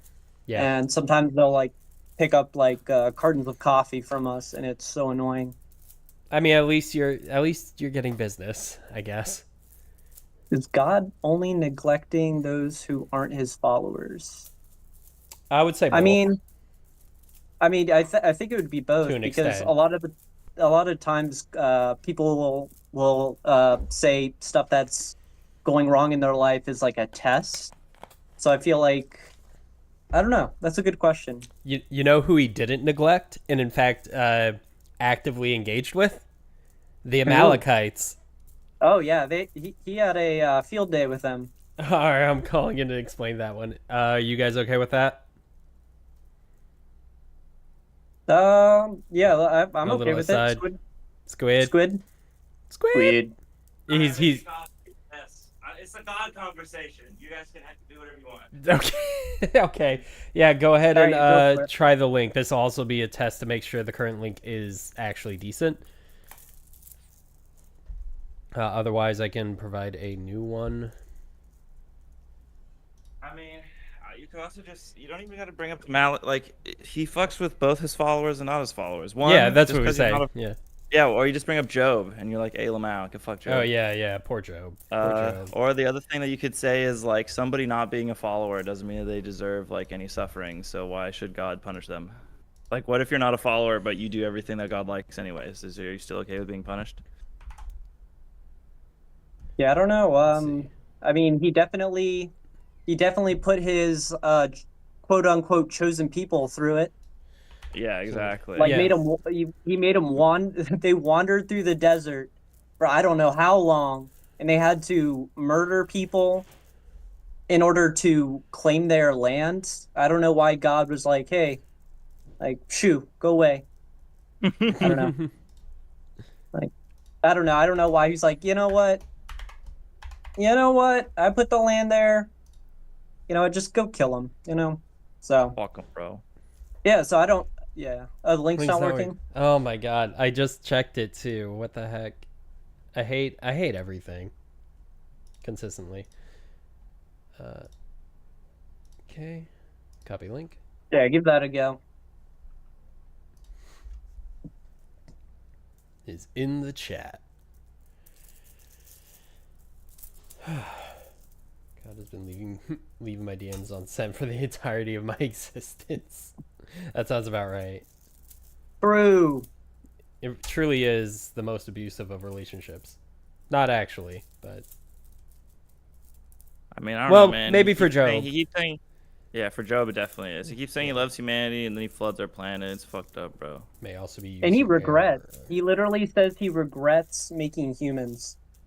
I don't know how you can be all-knowing and regret something. True. I mean, maybe he's all good, but He's evil just since fucked the up. book says he's supposed to love me, but I don't think he does. Reminds me of my parents. User error. I don't know. I can just try it on my laptop. Or Trish, if you want to try as well. The Discord did get like a pretty big over. Well, Trish, you're already a member, so it might just work for you. The link I just sent is Should, new and yeah. is an invite link, so it should work. Yeah. I'm just gonna send it to myself on my other account. I'm gonna look at.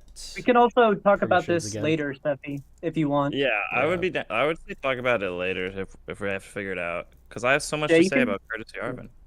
You can message me if you want to talk about it. I'm so down.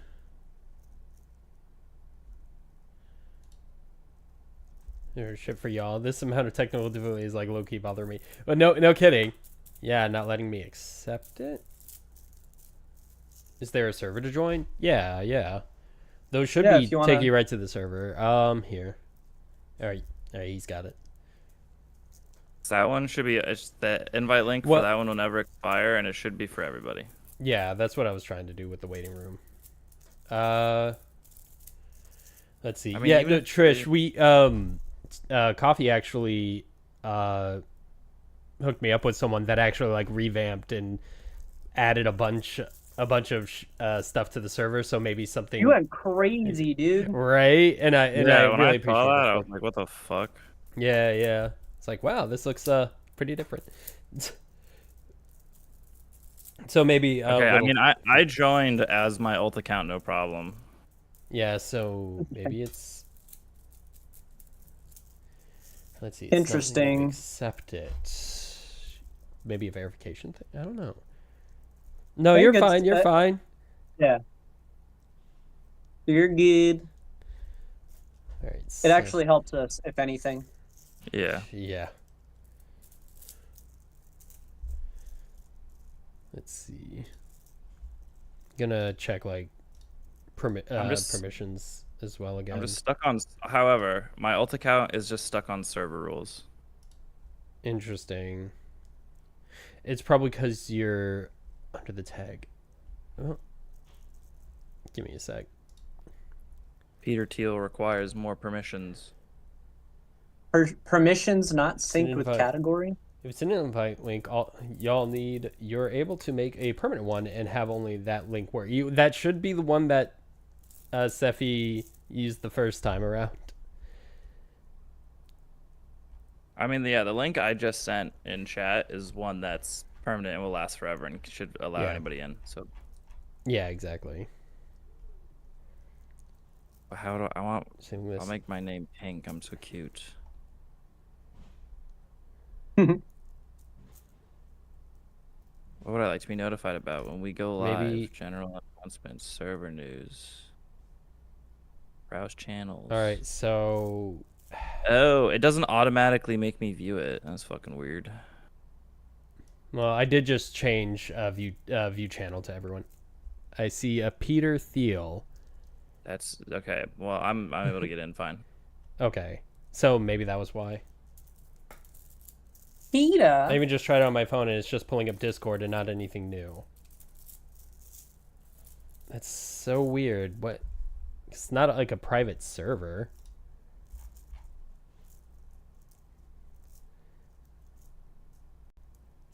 Unless Fleeg did something to switch it up somehow, but I don't think so.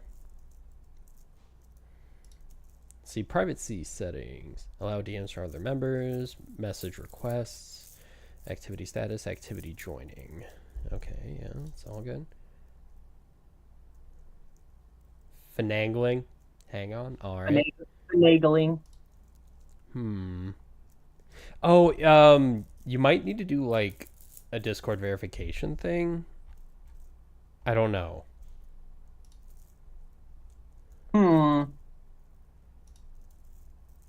Do.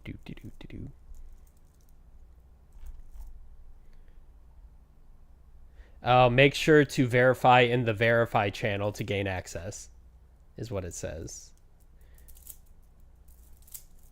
Oh.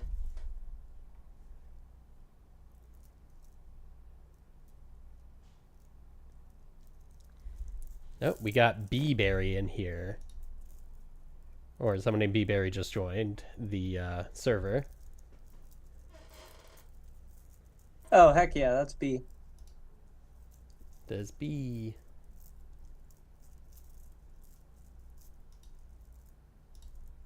Oh, that is Sephi. All right. Yeah. So I guess it's... You're going to need to go to channels and make it so you can see waiting room. Yeah, I did that. Oh, did you? Okay. Yeah. It should be. Permissions, view channel. Yeah. Yeah, but it's not... It doesn't... You have to, like, check it. When I came in, I had to, like, click it off. Basically, and check. All right, they're in. All right. Make Discord full screen. Hey, how's it going, There you Barry? You good? You good? All right. Hey, Cool. B-Berry, what's up? What's on your mind? The God is evil thing. My brain is still kind of onto that. Okay. Because there is a verse where it says that it is better to not ever know God than to have known him and turned away. Uh-huh. And I kind of wanted your guys' takes on that because the whole, like, maybe he's neglecting the people that he doesn't care about. But if it's better to not know him, where does that go? It's actually interesting because Islam also says that, like, oh, you're gonna go to you'll be in paradise if you haven't received the word, but like once you know the word and then reject it, that's when God gets angry. And I find that pretty interesting. Mm-hmm. If he's all powerful, wouldn't he have a way for everyone to know him? Because if he knows the future and he knows that these people, I don't know, I feel like these people who don't know have kind of like privilege over the people who don't believe when they read it and don't have a good reason to believe it. So I feel like it's a little bit unfair in a way. So I don't know. I just find it weird, especially if God's all knowing and has the ability to make sure everyone has the Bible or whatever text. But yeah, that's kind of my line of thinking. I once, I don't remember if I was watching. I think I was watching something, yeah, I was watching something. And there was a guy. It was a theist debating an atheist, and the theist said that he consistently goes on like missions and stuff to spread the word of God, but he also admits that if those people never heard the word of God, they would not ever have the opportunity to end up in hell. And so I'm just like, wow, this guy, missionaries are literally harbingers of doom. Okay, Yeah, there's that. Go ahead. I'm sorry. Sorry. There's that, and then there's also in Revelations when it talks about, oh, the devil rise. But if your name's not in the book of life, you get cast into the fiery lake. And the only way to get your name in the book of life is to have, accepted Jesus as your savior, blah blah blah, all of that. So better to have not known him than to have known him and turned away. People being told, oh, if they had never known, they would never be in hell. But also the book, there's a lot of like not fitting requirements there. Like requirements into like getting into like paradise and being like accepted into paradise. Maybe heaven, yeah. Like if you think about it, if missionaries want to save more people and have more people in heaven, they shouldn't be spreading the word using that logic. So I find that very, very interesting.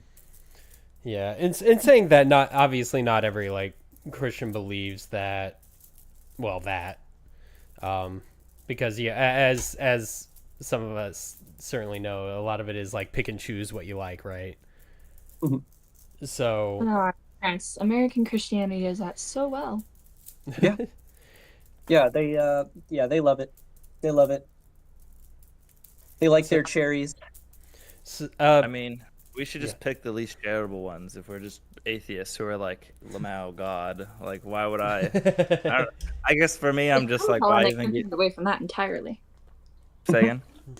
I'm Hellenic. I don't care about God anymore. Yeah. I love it. For me, it would just be like, it's just like very obvious. He's like, I mean, I don't know as much about as this is like you or Coffee does, obviously, because you brought up like a book, and I'm like, there's a book of life. That's crazy. I know Egypt had that. Yeah, but hyperfixation with the Book of Revelations at age 12 was probably not a great thing. No. I mean, that's a pretty neat hyperfixation. I like that. That's more interesting than most people who like trucks or dinosaurs or some shit. Oh no, one of my poor friends. Yeah, but you don't even have to just go like that deep. You're just like, he flooded the planet, he tortured a guy for no reason, he like almost had a dude kill his son, but then sent an angel, and now we're all supposed to be like, wow, isn't he merciful, as we ignore him like killing a lot of people that he doesn't like. He's like rip off a foreskin and like just because like I don't know, he's just there's just he created the fucking foreskin too, bro. I know. He's like my bad. He created he's like, my bad, guys. I fucked up with that one. I regret that one too. Yeah, I can't fix it. That was his one regret. The rules for culture are, some of them make sense, some of them do not, and it really is just like the whole pork thing. It makes sense for the time. Sure. When the Jews were given the rules of kosher, there was no like food safety regulations. And pork is, from working in food service, pork is very hard to keep good, and it's really hard to tell when it goes bad. So like that rule makes sense. If they don't eat pork, they don't have to worry about that entirely. Mixed fabrics, though, that one makes absolutely no sense. Do you guys know about why beavers are fish? Wait, No.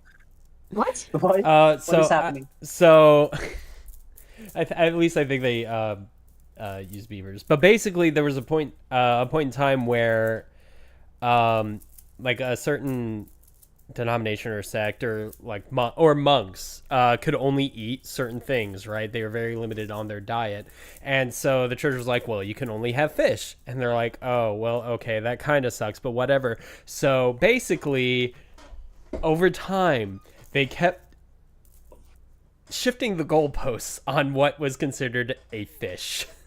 Interesting. That's pretty Catholicism because they only eat fish during Lent. Yeah. Oh, yeah. really?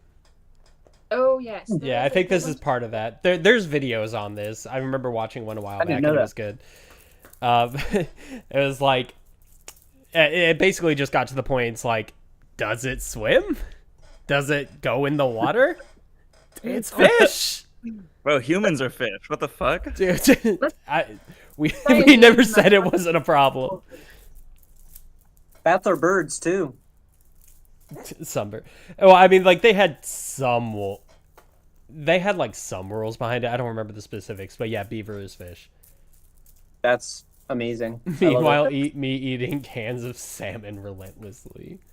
That's the whole thing with like Diogenes. I never pronounced that right. And the whole like pluck chicken and the man. Diogenes. Yeah. Doing an entire can of chicken of the sea as we speak. Excellent. That's funny. Excellent. Well, Great. Did you have anything else you wanted to talk with us about? There was something, but my brain has failed me. I feel that. Oh yeah, absolutely. Well, I will let you guys get back to the Harvard debate video because that is a lot more entertaining than I am. Oh no! This it is was fun. a good question. It was good. Yeah. Yeah, it gave. Yeah, I liked it. It also gave like a chance for like me and Coffee to like speak about something because Squid is the master of Curtis Yarvin. Yeah. So, Would be squidding. I will say I am watching this entirely blind. I have no idea who any of these people are because I don't. You're not alone. I don't know who any of these people are either. I have only what like Squid has told me about Curtis Yarvin and how much I've even been able to retain of it. No offense, Squid, you're a great speaker. I'm just sometimes it's like good, one ear at the other. I speak fast and I say a lot of words. No hate. Look, another bot. B. All right, thanks, B. Thank you so much. Thank you, B. Thanks for coming up. All right. So that's all right. I got the guy. All right, thanks. So shit ass. Squid is squidding all over the place. We need a mop. Therefore, I must clean the mess with my shit assery. Oh wait, hold on. Let me allow that through.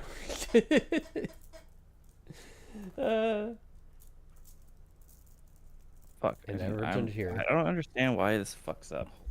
Do it on my phone. What's up? No, I'm just trying to ban. Oh, never mind. He already got. Is he gone already? Did he get banned? Am I stupid? I mean, hold on. Oh, it's restricted suspicious user. Never mind. So he's not even able to speak anyway. Oh, okay. Nice. Gotcha. Excellent. I'm after grandfather's incessant ramblings. Well, yeah, you're not wrong.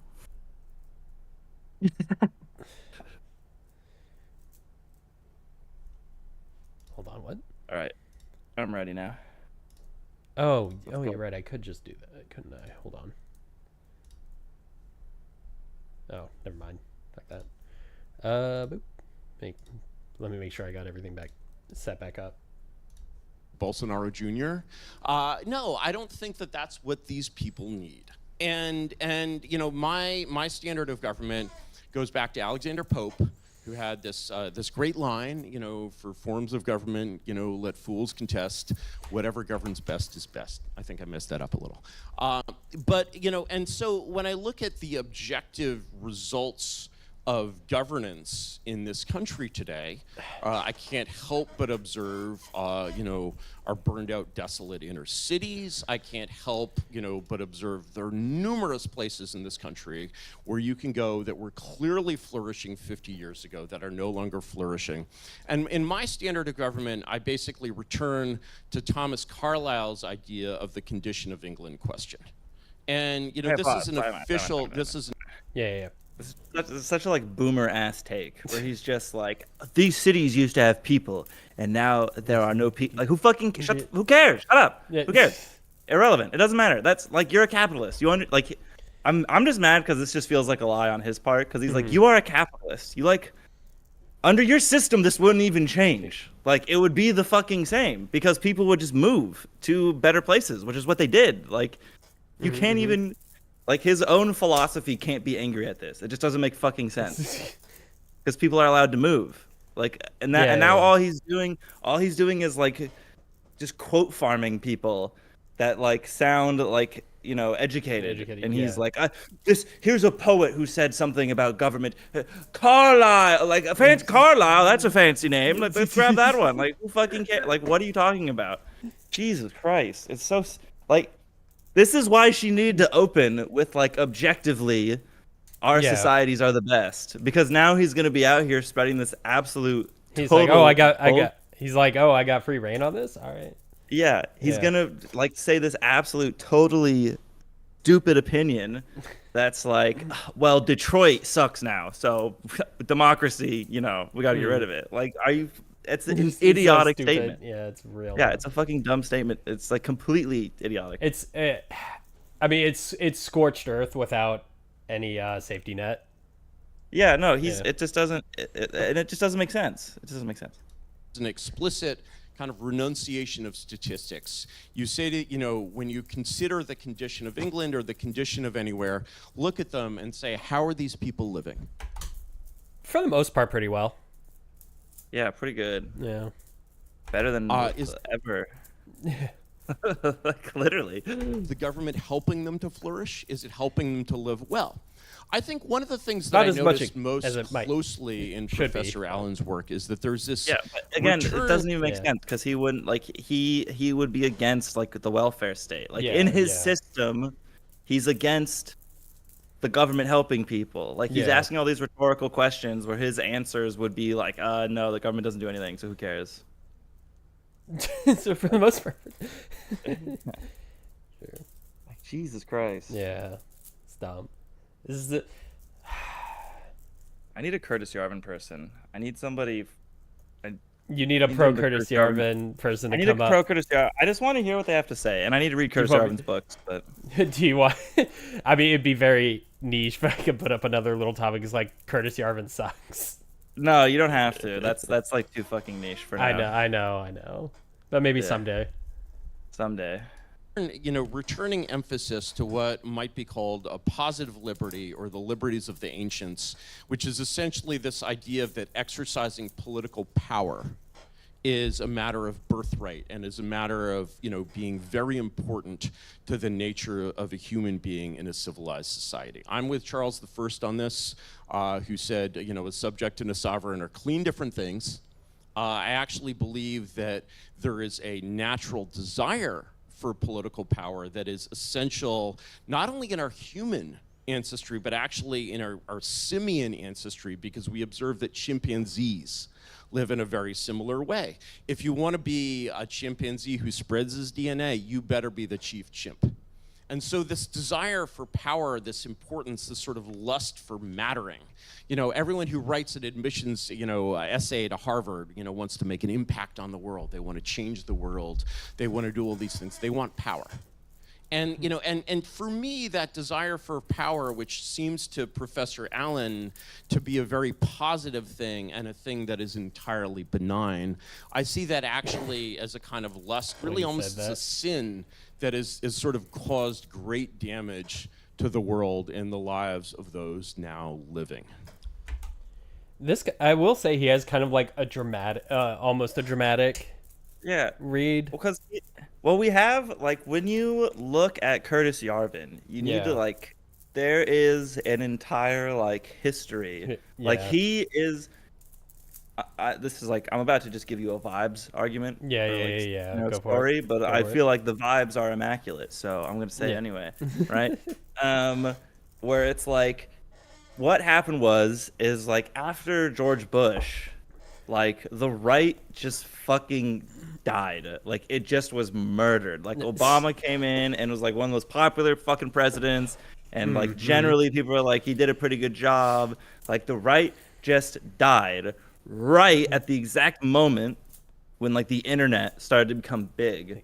And like and like I remember when I was like right wing in high school, like every person on the right was talking about how like we're transforming, like we're changing, like we're getting along with the times, like the left is old now. What the fuck?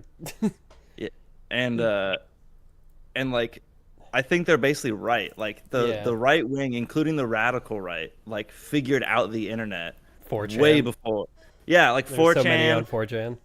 Yeah, like Twitter, like they figured out how to like be politically effective on the internet. Like way, like the left is like just figuring it out. Like Donald Trump, like Donald Trump, term 2 Donald Trump, like not even term 1 Donald Trump, term 2 Donald Trump has like woken their ass up, and suddenly the mainstream left is like, oh fuck, we don't actually understand the internet. Like we don't know what's going on.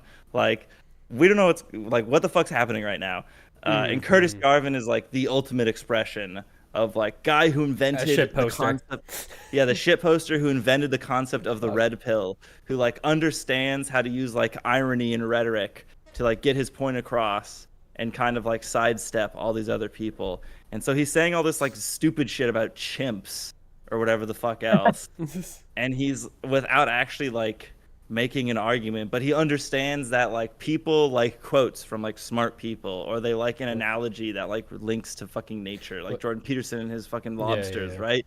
Like he understands fucking lobsters, dude. Yeah, the lobsters, bro. He like understands the rhetoric of like the modern age. And then you have like it's almost like perfect. You have a Harvard professor who's talking like passionately about democracy, but she like so clearly just does not understand the audience that she's talking to. It's like it's like almost perfect. Do you think there are more like Yarvin fans in the audience than fans of her? I don't know. It's a random question. Yeah, I mean, Probably, like, because there was some reaction to what like Yarvin was saying and stuff, but obviously that's the other thing is Yarvin's funny. Like he understands how to be funny. Like that's another thing is like if you're not funny, at least a little bit in the modern age, like you need to be charismatic. You have to be. I mean, Donald Trump. 100%. I mean, yeah. Donald Trump has really shown that. Yeah. And we're in the age of like irony right now. Like like that's it's kind of like it's almost like sad that like someone being passionate is like indicative that they don't understand what's going on anymore. Like if you're this like passionate person who's like, we need to do this because this, right? And you're like that, it's like this is an out of touch person. They like don't understand. Yeah, like they don't understand that you need to be like kind of funny and like kind of edgy. And like even someone like Hassan who like gets passionate, he's still like every once in a while he'll just be like, you know, America deserved 9/11. You know, he'll say some like crazy shit. You know what I mean? She is like this fucking like Betamax just met like Blu-ray. You know what I mean? Like that's what's happening right now. Fuck. People like performers, you know. Betamax met Blu-ray. Jesus Christ. I thought of a good.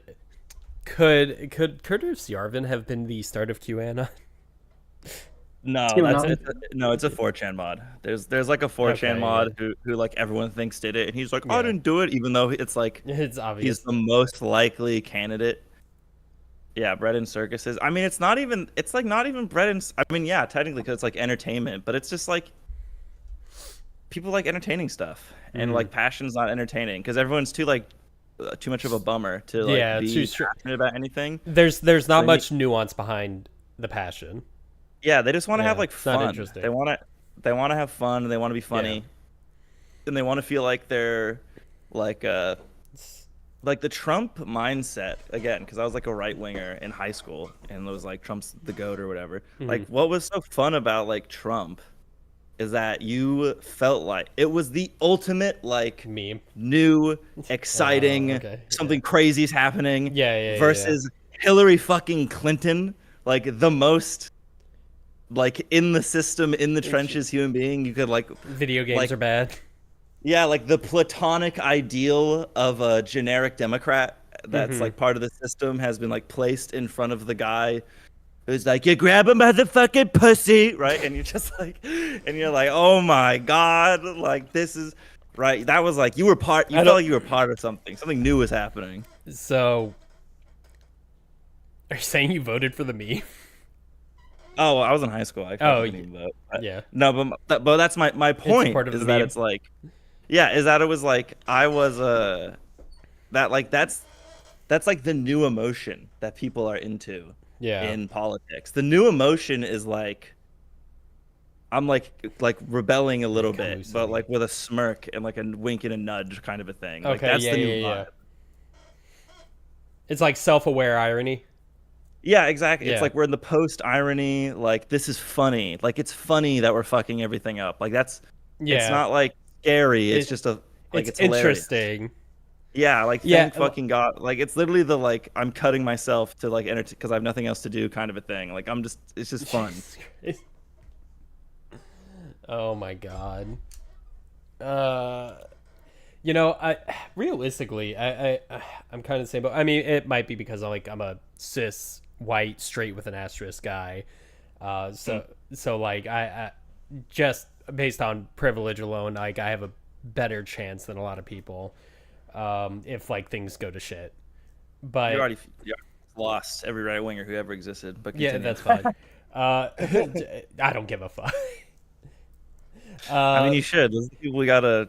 Well, then it should rile them up. It's like, oh, he said this. I need to talk some sense into him or some bullshit. No, they don't even. They just laugh. They just laugh at you and then they move on. Yeah, that's the problem. Sorry, no, continue. What were you saying? Yeah, what was I saying? I don't know. You're saying you have privilege in society or something. Oh yeah. But I kind of feel like I should be more scared of the situation. But there's a part of me that's like very invested in what could happen, in a way. No, we're all fucked. It doesn't even matter. Like the straight dudes need to get in on it. Yeah. Well, yeah. Like, no, I mean, no. As a whole, I'm just saying maybe might just. Whatever. I voted for Kamala only because she got Megan Thee Stallion to twerk for her election campaign. I thought that was funnier than the assassination. Oh, I thought you were about to say funnier than the assassination attempt. That's funny. Moral compass. Kamala. Yeah. Yeah. What a fucking nerd. Moral compass. True. Fucking nerd. True. All right, let's. I mean, if the moral compass is holy shit, a fucking fascist or wannabe fascist versus a centrist Democrat, I would agree with that, definitely. Yeah. He's not even he's not even a fascist. He's like a nothing. He's just nothing. Yeah, I mean building, the way he talks. But it's also like building more. But like what's being built up is kind of like fascist. In all honesty, I think he's indirectly like creating a at least a fascist movement of people, you know. Yeah, maybe. I mean, I would call it. I don't know if I'd call it fascist, but yes, I would agree. He's at least authoritarian. Authoritarian, if anything, authoritarian. That's more. Yeah, because I don't know if Trump's not centralizing, you know, like all the industries or something like that yet, or. That's true. Yeah, but whatever. That would be like totally semantics. I will not. If you keep calling him a fascist, I'm not going to be like, actually. But it's just like on a semantic basis. I don't think he is exactly a fascist. No, I agree with you. I agree with you. Yeah, he's not.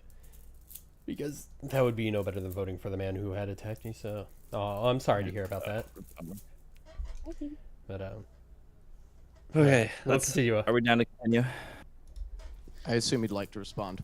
I will. Is there time still? Yep. Alrighty. No, I would like to, because I'd like to clear up a couple of confusions. So the first is about the term equality, and the second is about the term power. Oh boy. So, for starters, equality. Equality comes in a variety of forms. It's really important. Anytime somebody wants to talk to you about equality or egalitarianism, ask them what kind of equality they mean. They may be talking about human moral equality. They may be talking about political equality. They may be talking about social equality. They may be talking about intellectual equality. They may be talking about economic equality, etc. In other words, you don't know what somebody means by equality or egalitarianism until you ask them precisely which concept of equality they're using. Human beings are morally equal in the way that I described. We are all members of the same species. Even those identical twins are morally equal to each other. They are also equal to each other in some other ways that most other human beings are not equal to each other in, but let's not confuse our different concepts of equality. That's really important. And again, anytime you hear anybody critique egalitarianism, ask them to account for what account of equality precisely are they critiquing. And if they can't offer an accurate account of the theory of equality or egalitarianism, Pause though. Yeah. You see what Steffi just did? It's like equal treatment is not always the best. That's what everyone in the audience just thought, and she's not going to address that question. Mm. So it's just like Steffi just gave the exact reason why this is a poor way to communicate, because like she's just saying things confidently. She's just saying things confidently. That's half which the is battle skill. if you think about it. Say again? Oh, I was saying that's half the battle if you think about it, but you also have to say stuff of substance. Yeah. Or just be like, you just need to tell me like why are we morally, like why should we all be treated morally equal? Why? Yeah. She's saying a lot of things and not backing them up. Yeah. Yeah, exactly. Or not even not backing them up. It's just whatever. well. Yeah. It makes me want to die. you should pass that argument by. So that's the first point. Can I ask a quick check on that? No, let me make the second point, and then you can come back. Because you had a lot in what you said. So let me just make the point about power. A couple different categories here. Freedom, self-government, power, and domination. What Mr. Yarvin is attributing to me in the treatment of power is actually the concept of domination. Oh, no. Yes, human beings are beset with a drive to dominate others. What just happened to Seffi? It's because she did all caps. Yeah. Nightbot is an authoritarian. Yeah, he is. Blocking all the caps. Cringe. Mm-hmm. We watch that all around us all the time. We're probably watching it in this debate right now between the two of us, coming from both of us in relationship to each other, for sure. Human beings are beset by the desire to dominate. That is a bad feature of human beings. Why? Because the desire to dominate impedes the desire and aspiration for freedom coming from somebody else. The goal, as we seek to protect and support human flourishing, is in fact to achieve spheres of agency for ourselves, for all of us, that we all are able to be full agents. And there's only one way to do that, again, by protecting our private sphere and by giving us the opportunity to co-create the public sphere. It is the only solution to the problem of domination. So, no. Has she explained why that's the solution? No. Okay, and that's the problem. Or she's like doesn't explain why it's good. I mean, you can maybe like logically infer that like the way to cease domination is by creating like individual agency like within certain spheres. That's like intuitively you can like arrive at this conclusion based on the fact. But it's just like I almost feel like she's not even like Curtis Yarvin has come in and he is like democracy is bad, get rid of it, and then she just keeps saying like. She's like stating features of democracy, and but Curtis Yarvin's just going to be like, well, all of those things are bad. Yeah, and then she has like failed to provide a reason why it's good. Like outside of this like general acceptance, she's taking freedom as a given, even though it's like you're talking to a monarchist. Like freedom's not a given. So you need to explain like, why freedom is good. When I am arguing for political equality, I'm not arguing for domination.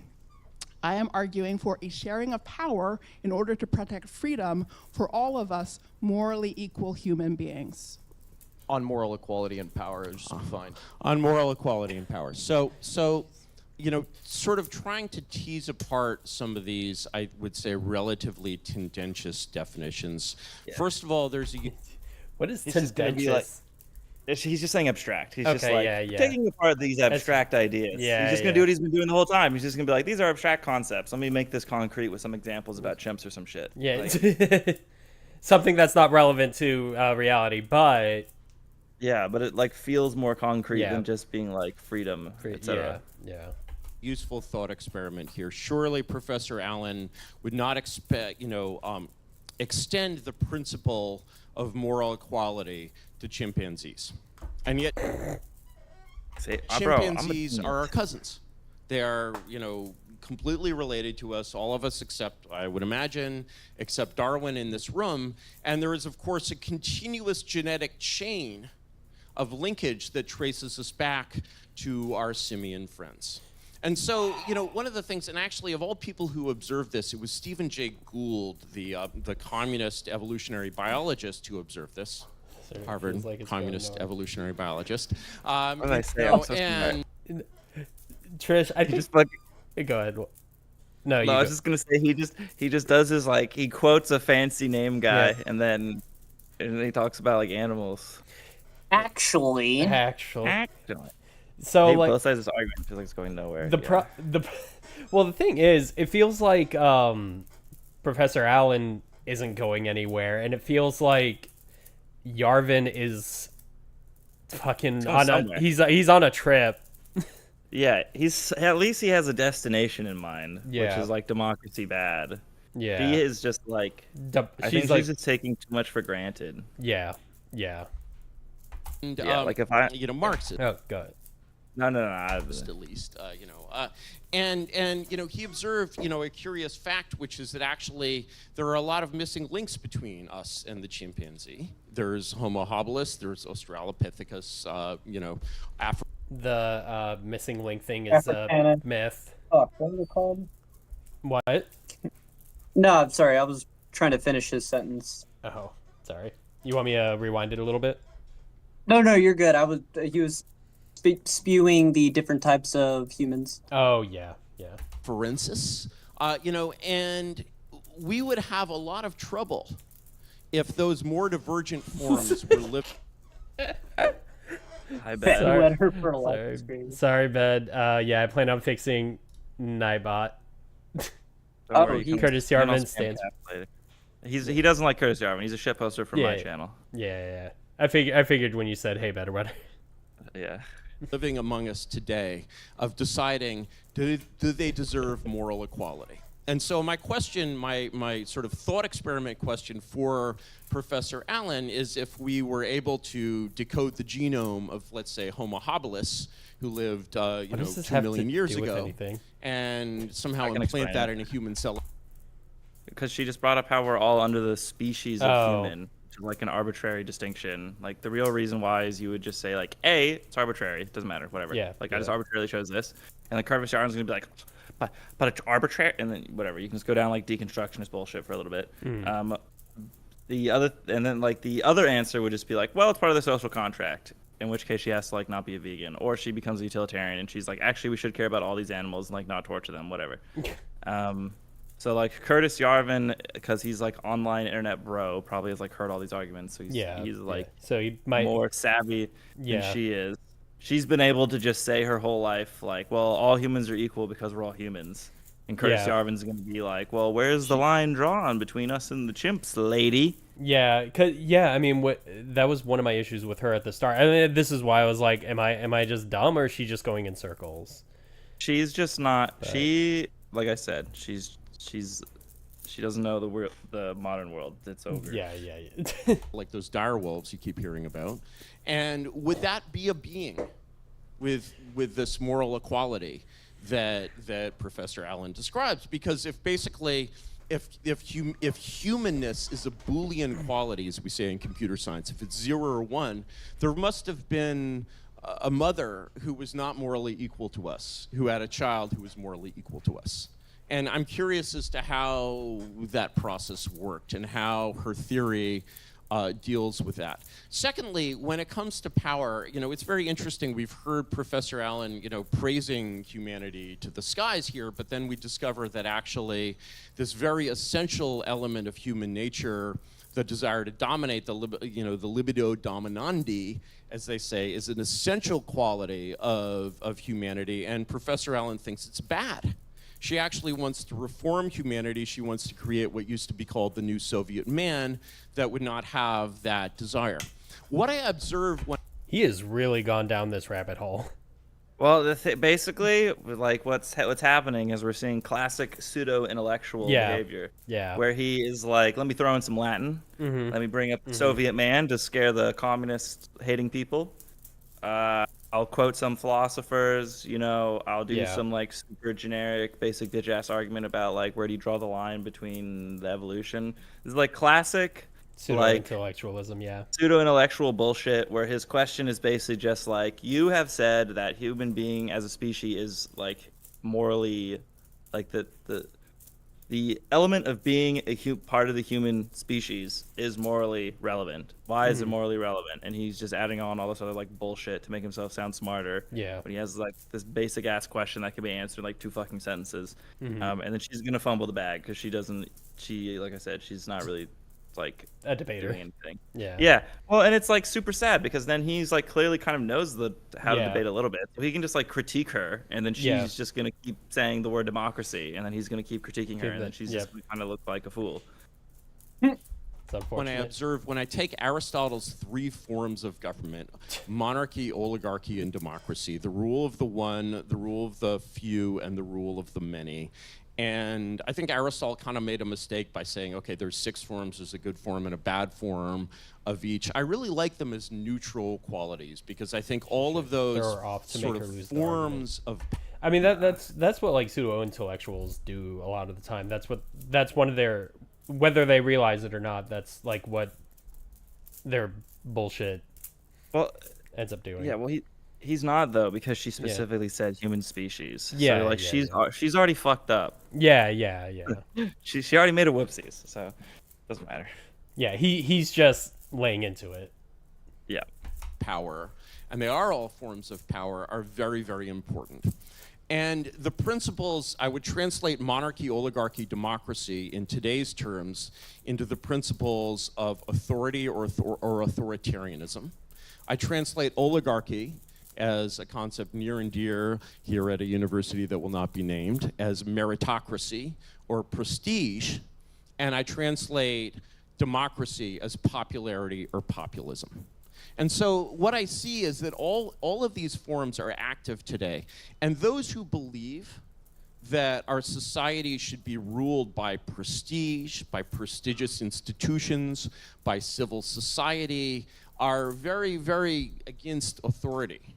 But what you notice is that actually those institutions are quite unaccountable. Nobody elected Anthony Fauci. Nobody elected Anthony Fauci when he basically supervised the program to invent COVID. No. I don't. That's a different discussion. Yeah, well, because I would just be like, I don't. He's like trying. I guess he's just trying to make people think like, oh, we don't have a democracy. Yeah, that's my guess. It's like the rhetorical point, but it's like obviously we don't literally vote for every little thing. Yeah, but then the question would be like, so then I would just be like, so is this a problem? Like, should I be able to vote for Fauci, or is, I don't know. I would be, I guess I just want to hear if he says Fauci good or bad. Because if he says Fauci's good, then it makes sense why you'd be monarchy, because you're like less appointed, like less democracy good. Yeah. But I assume you're not less democracy good. Like, I'm not really sure. I don't know what the point would be of this. Yeah. Like, why even bring this up? Yeah, that's what I'm saying. Nobody elected Anthony Fauci when he covered it up. Nobody elected Anthony Fauci when he told us to stand 6 feet apart based on some science fair project that... You know, it just sounds like he has it out for Fauci at this point. He had some pent-up rage. It's the classic angry, like libertarian angry about COVID thing. Yeah. Nobody actually knows where that number came from. And so actually, delegating this authority to prestige, which seemed like a no-brainer earlier in the 20th century, seems like maybe there's actually flaws in meritocracy. Maybe there's flaws in relying on prestige. And so when we look at what we call democracy today, what I see it as essentially as a sort of guided democracy, the way we talk about Putin's democracy. Putin's democracy is democracy guided by monarchy.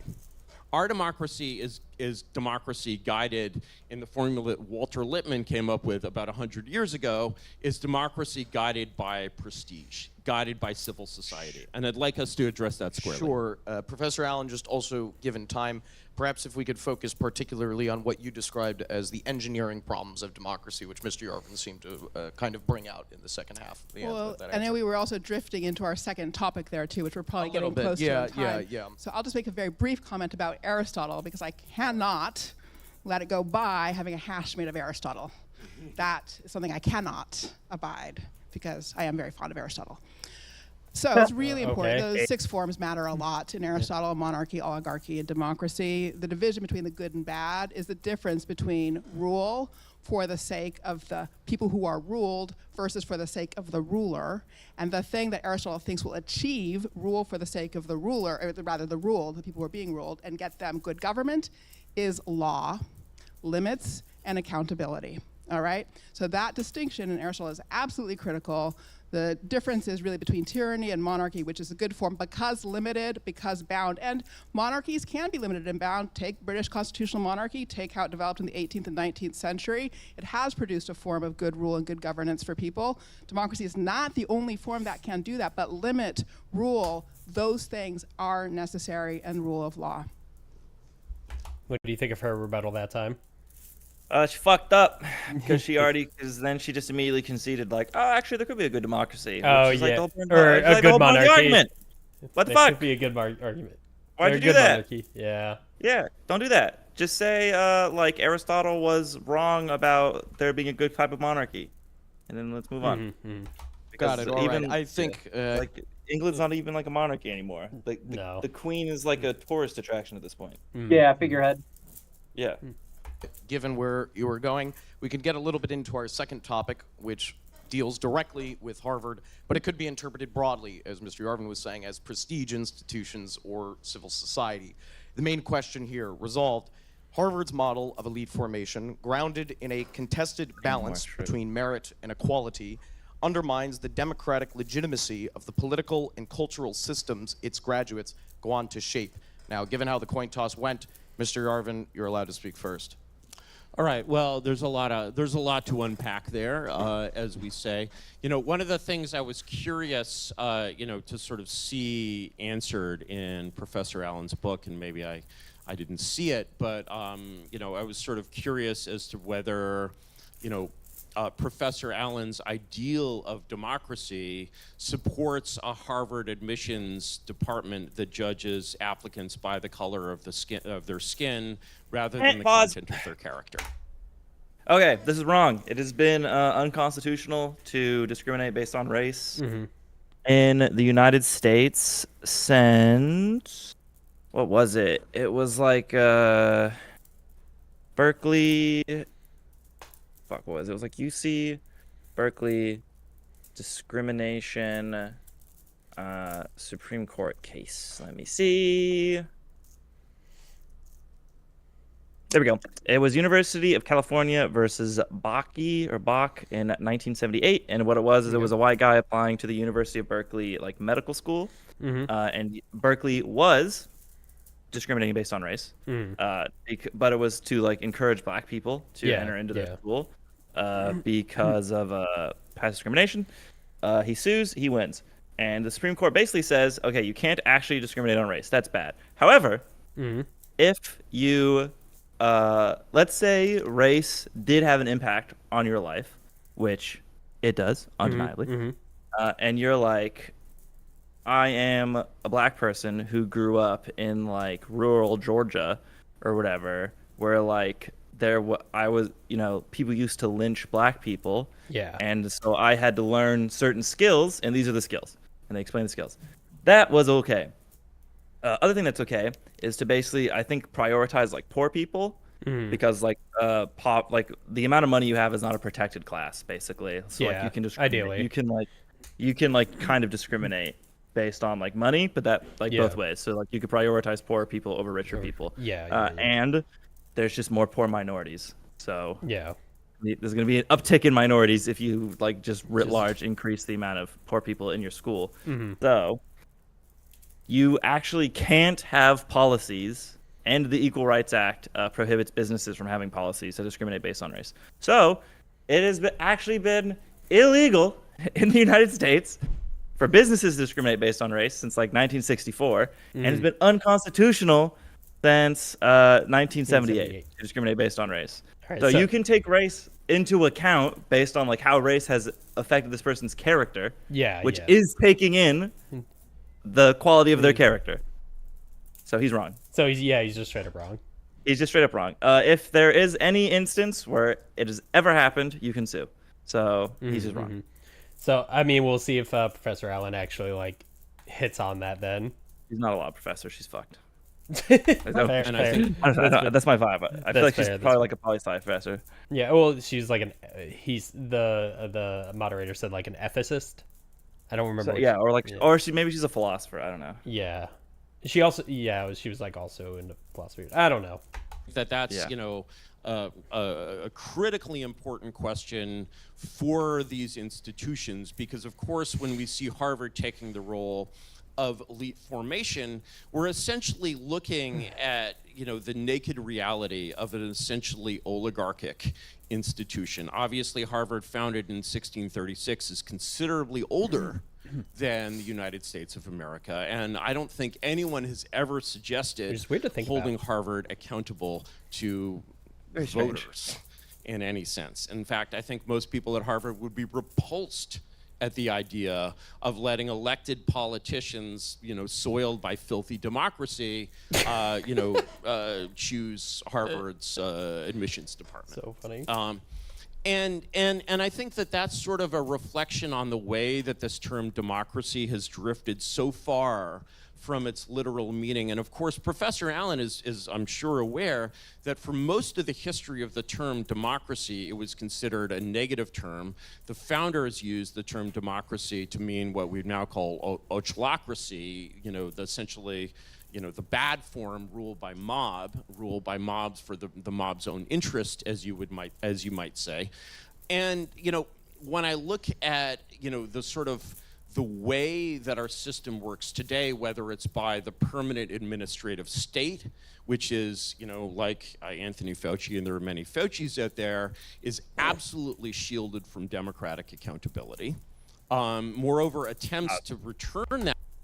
I mean, that's just not true. Like, if you, under the executive power in the Constitution, the president has the total authority to fire, like, basically anybody in an executive branch, especially so theoretically, he can't fire everybody who's, like, under the people he appoints, but Fauci is, like, within the sphere of people he appoints. So yes, you can fire Fauci, or you can fire the guy above Fauci, and then make Fauci do something else. So this is wrong. This is an incorrect statement.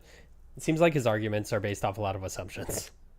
Yeah, well, or just incorrect shit. He's really preying on the problem that people like don't understand, that we are a republic with democratic characteristics and not a democracy with republic characteristics. Like fundamentally, we have representatives. Who do things that we tell them to do, like theoretically do what we tell them to do, but like the representative is still independent. Like if I vote for someone in the House of Congress for their two-year term, like theoretically they could just do whatever the fuck they want for 2 years, and then they just won't get elected next time, right?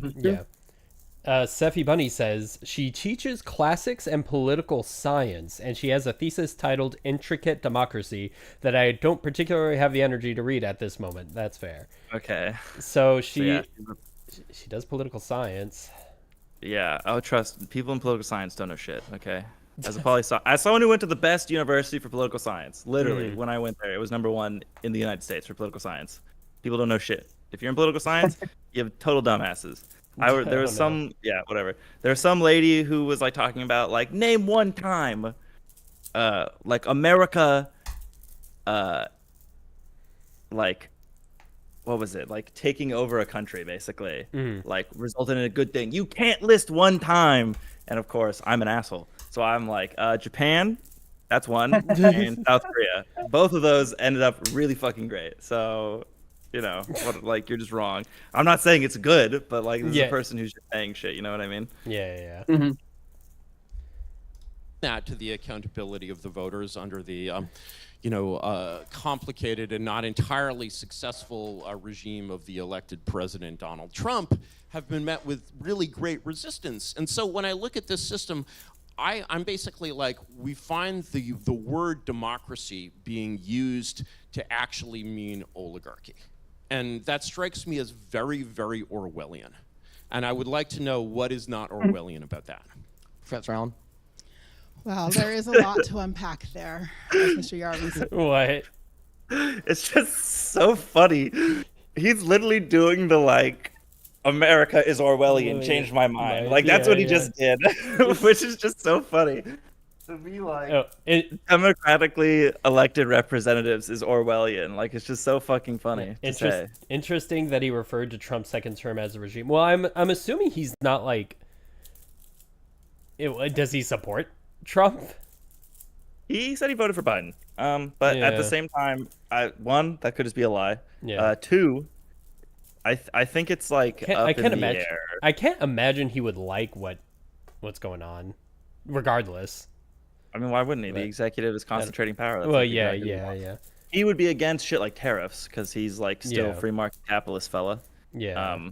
He'd be against that, but it would just be like, how is he like balancing? Or maybe he's just unafraid to use the word regime. Yeah, it could. I mean, theoretically you could say like Joe Biden's regime. There's negative implication, but it's still like literally correct. Sure. Yeah.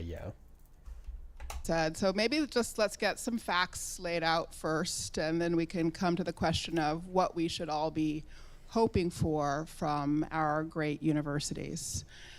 So Massachusetts is in fact the actual founder of Harvard College and has the final authority for Harvard College.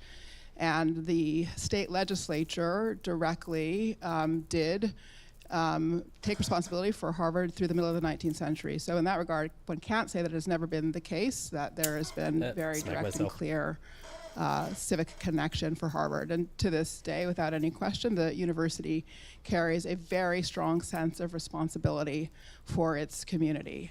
Does it always act successfully in relationship to that responsibility? No, it does not. And there is plenty of work for reform internally in our universities. So that's the first thing to say. Second thing to say is about like the first good response. Oh my God. And democracy more generally. What should be our goals? What is the history of that? How can we get it right in the present day? The Harvard College was set up in the wake of the Massachusetts Bay Colony, also actually having across its schools established public education, whose main purpose was civic education, and the development of civic strength. The purpose was to make sure that young people understood the laws. Why? Again, to protect freedom so that nobody would be subject to arbitrary treatment because they wouldn't understand the laws. So from the very beginning, the project of education in Massachusetts Bay Colony and the state of Massachusetts ultimately was, again, the project of freedom connected to the structure of the law, and with education institutions having the job precisely of cultivating the kind of civic strength, both of knowledge and relationship, that could support a healthy, self-governing society.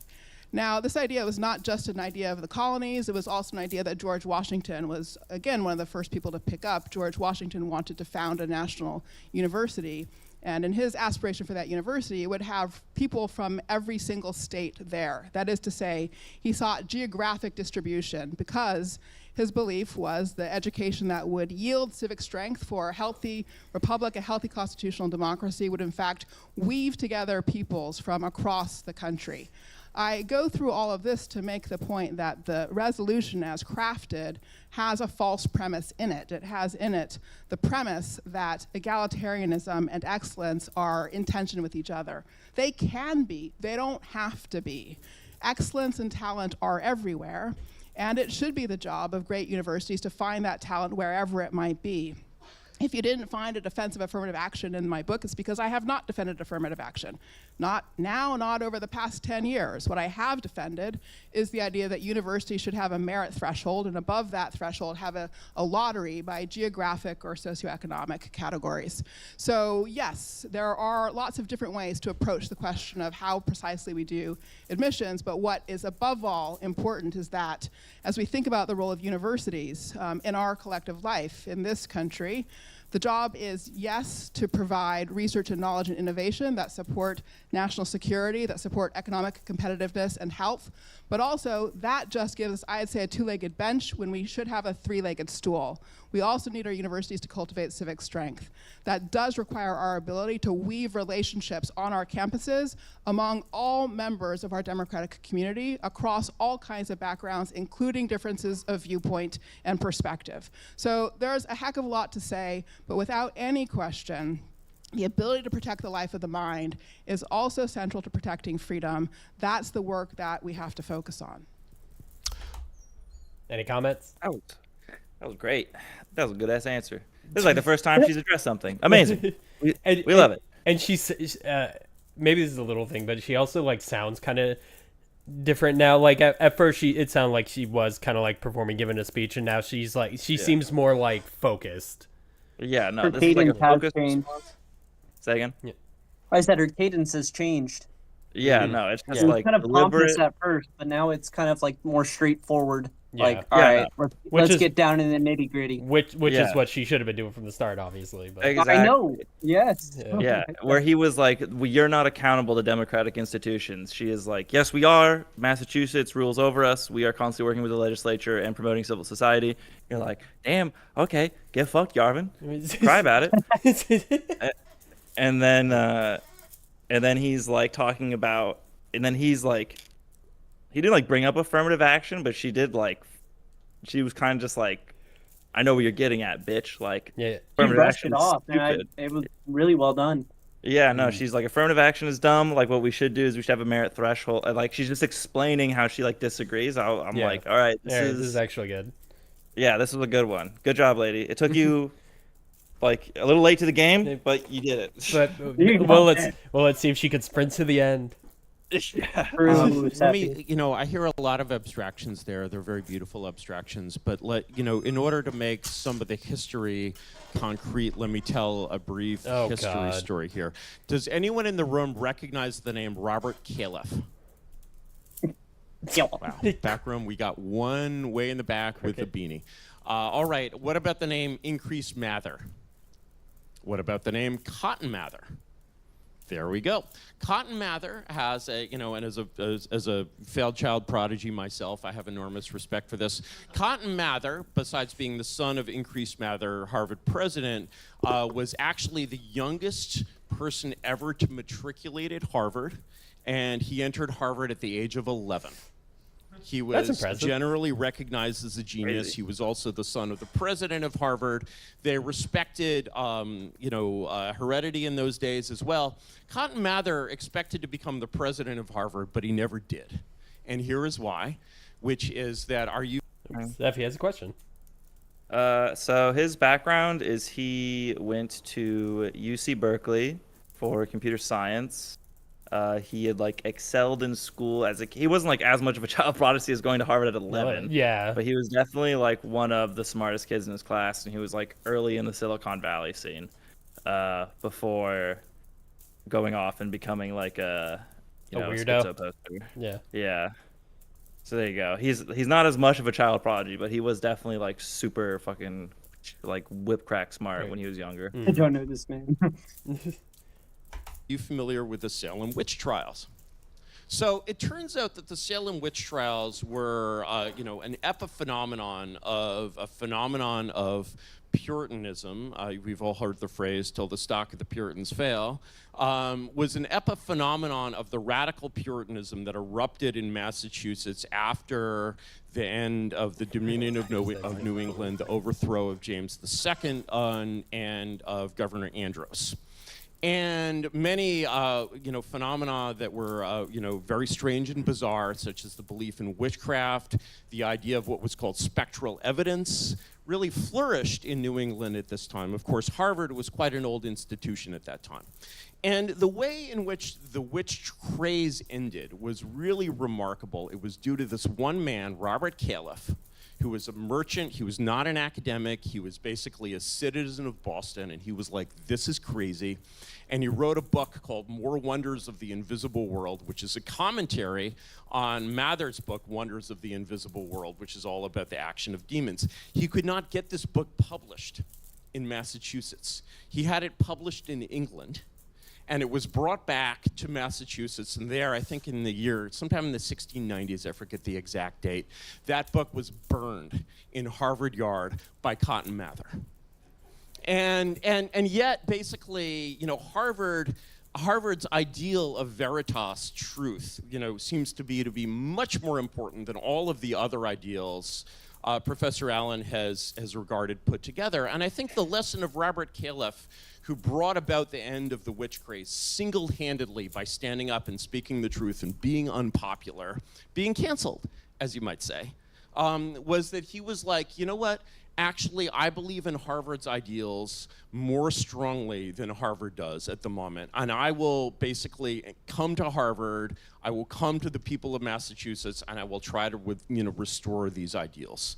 And the witch craze ended. Cotton Mather attempted to sort of spin it. And he was like, oh, I was really a moderate witch hunter. You know, I didn't believe in spectral evidence in all cases.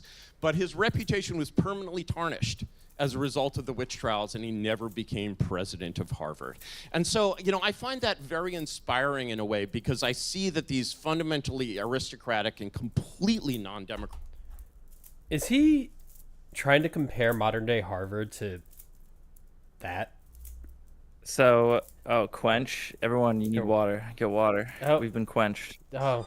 So, here's what he's you doing. Son of a bitch.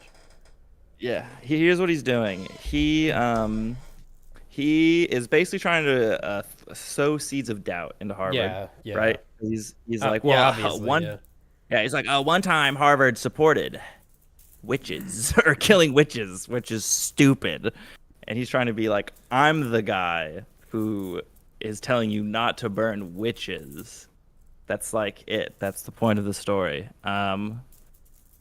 Which is not very compelling, I would say. Yeah, I don't really... Like, what does that have to do with now? Yeah, he's basically just trying to be like, he's like, I'm the guy taking truth to Harvard. Okay. I just again, I'm listening to this. I'm like, am I dumb? No. Trust me. It's a very simple analogy where he's just like, I'm the guy bringing truth to Harvard. So you could like respond into like, okay. Yeah, exactly. You just be like, that's crazy, bro. Cool story. Cool. Like, because what he just said is irrelevant. And then to answer Steffi's question about they put a computer science against a poli-sci, the professor's poli-sci, he was computer science, but he's like super popular among right-wing neo-reactionaries, national conservatives. J.D. Vance really likes him. It's like the vice president is friends with this guy. Yep. Thank you, Steffi. And he has like so much quenching. And so thirsty. Yeah. And so he has like a massive influence on like the new right. He's like the intellectual. Like the right is getting intellectual, basically. They're philosophizing, and this is their philosopher. That's unfortunate. I know, it's a bummer, dude. I don't know if it's worse. I don't know if it's worse or better than being like mega Christian or something, but because I'm pretty sure he's an atheist. But you know what? The National Christians, they took Curtis Yarvin's shit and slapped it together with their Christian shit. So it's like the worst of everything. Democratic institutions are actually capable of that level of self-renewal. And that's what I hope for. That's what I hope to see when I come to Harvard or another university of similar reputation, is that I hope to see that genius for self-renewal there. And I think that genius has to sort of contend against the corruption of the immense power that Harvard has and its immense ability to set public policy. And I think that power has corrupted the mission of truth. Professor Allen. Well, I think you'd find much agreement that the spirit of renewal is to be welcomed on our campus and on other campuses. I think that's not a controversial point. And the question really is what the work is to be done. It seems to me that America's universities do need a new social contract with the people of America. And there are a few elements to that. For starters, it is important that as a part of working on that renewal, we also all recognize the importance of defending academic freedom, freedom of inquiry, and the private rights, constitutional rights of civil society institutions. I will use that phrase, civil society, universities being anchor to the fabric of civil society, and civil society being, in fact, the space for freedom. And as we work on defending those things, then their question is, where also do we need to work on renewal? We have fallen short, I would say, because of the problem of technocracy. The problem of technocracy is the problem of expertise disconnected from real realities, what people are experiencing, and without the humility that goes with making recommendations for the world at large, the inability to test them appropriately with the full range of stakeholders and perspectives. That is something that we do need to... I saw your face just like starting. Yeah, no, this is just like so much. Well, one, she's throwing shade at like Elon Musk and all that, which is like cool. Oh, That's absolutely. So he's like, that's great. Yeah. The other thing is like, this is, I don't know if she's doing it on purpose or not, but she is definitely like, yeah, like inadvertently or advertently thrown so much fucking shade at Curtis Yarvin, who's just like a trumped up tech bro who read some libertarian literature and now he's like, I understand the world, right? Like, so it is. I was just laughing because I was like, I don't know if she's doing this on purpose, but she's kind of like roasting the fuck out of him. Oh no, in like the great. classiest way I've ever seen someone roast the fuck out of somebody. It's like, okay, maybe she does know what she's doing. Yeah, like I don't know if she did it on purpose. I don't think she. I don't. I was like, damn, bro, you just fucking like. And if Curtis Yarvin responds, he just looks like a bitch. So he just has to kind of has to sit there and like seethe for a little. Oh my god! Yes. Improve on without any question. We also certainly need to improve on our ability to provide opportunity and to establish clarity that there is fairness in our procedures for admission. I've already alluded to my own approach, an approach I've been arguing for more than a decade. But with regard to opportunity, we have to tackle the problem of cost. I believe we ought to be experimenting with 3-year degrees instead of 4-year degrees, which would bring the expense burden down considerably, quite rapidly for families. We would also be able to have more people come to campus if we were able to deliver an education in 3 years. And that would give us the opportunity both to serve more, but also to connect more broadly across the fabric of our country and our society. And then lastly, I'll repeat myself, I think we really have to be able to educate for civic strength, and that means beginning the picture of our education, our work, by recognizing that our context and our goal is to be oriented by the ideal of pluralism. We are a pluralistic society. We bring to our campus people from all backgrounds, of all kinds. We're diverse in our identities and our ideologies. And in that context, the goal is to develop a culture where we're capable of civil disagreement, mutual learning, hard and difficult discussions across lines of difference, and able to cultivate, I would argue for, a culture of mutual commitment to one another, holding each other with mutual respect, but also shared commitment to constitutional democracy, constitutionalism, rule of law, nonviolence, and full inclusion. So that is all work I think we need to do to establish a new social contract between ourselves, Harvard, and the rest of America's universities, and the American people. Perhaps on the point of technocracy within prestige institutions like Harvard. Sure. Well, I don't believe in pluralism. I believe in veritas, and to the extent, could you? What is that? He believes in truth. Oh, okay, saying. Veritas. Okay, yeah. I have heard that before. Never mind. Yeah, so he's like, I don't care what the majority thinks. I care about what's the truth. I mean, like, sure, but yeah, no, I mean, it's just a snarky little. It's like it's just your truth. Yeah, it's just being snarky. Yeah. Well, it's not even your truth. It's just he's just like incorrect about stuff. Well, yeah. That's what I'm saying. His opinions are wrong. Yeah, he's just incorrect. Like his understanding of history is like stupid. It's just not, like it just doesn't. Doesn't bear out at all. It's very like specific things like that don't really connect. Yeah, it's the ultimate like he's clip chipping like history itself, right? Like he's taking like a couple things out of context and being like, democracy's bad. And I don't even think he really establishes democracy. Like that was the problem with the first half of this debate. He wasn't even just establishing democracy was bad. He was just like critiquing what she was saying because she just wasn't saying like that much. Yeah. Whereas now like in the second half, she's like it's like been reversed where he's just kind of like giving. It's very funny that she's like, you're so abstract. And then he's like, does anyone know the son of the first guy who founded Harvard? I am the dude who fought against the witch trials. Right. It's like, So he's all right. yeah, he's like completely gone back to like total abstract. He is now It's like the like- dude being totally abstract because he has Yeah, like yeah. nothing to say right now. It's like, is there like a little mushroom vendor or something in the area? Yeah, yeah. Jesus Christ. That pluralism between truth and error is no pluralism at all. On the subject of pluralism, though, I would say that there's a line from Burke in that a constitution is a contract between the dead and the living, and one of the things. How many times is he gonna say a quote? Holy A shit! contract between the dead and the living. Well, Who? I get it, I think, but I'm not even rolling my eyes at What's that. the- Like, yeah. how many times do you just need Needs to like to quote a something. dude? Yeah. Shut the fuck up, bro. You're such a quote farmer. Like, holy shit, just make Yeah. a point. He was just talking. Well, he was just like talking about it's like I only no pluralism, only truth, but he's only just talking about other people's views. Yeah, like it just doesn't. So Whatever. it's like a little hypocritical, I guess. He's just not. He's just a quote farmer. He's like not actually Yeah, saying yeah, anything.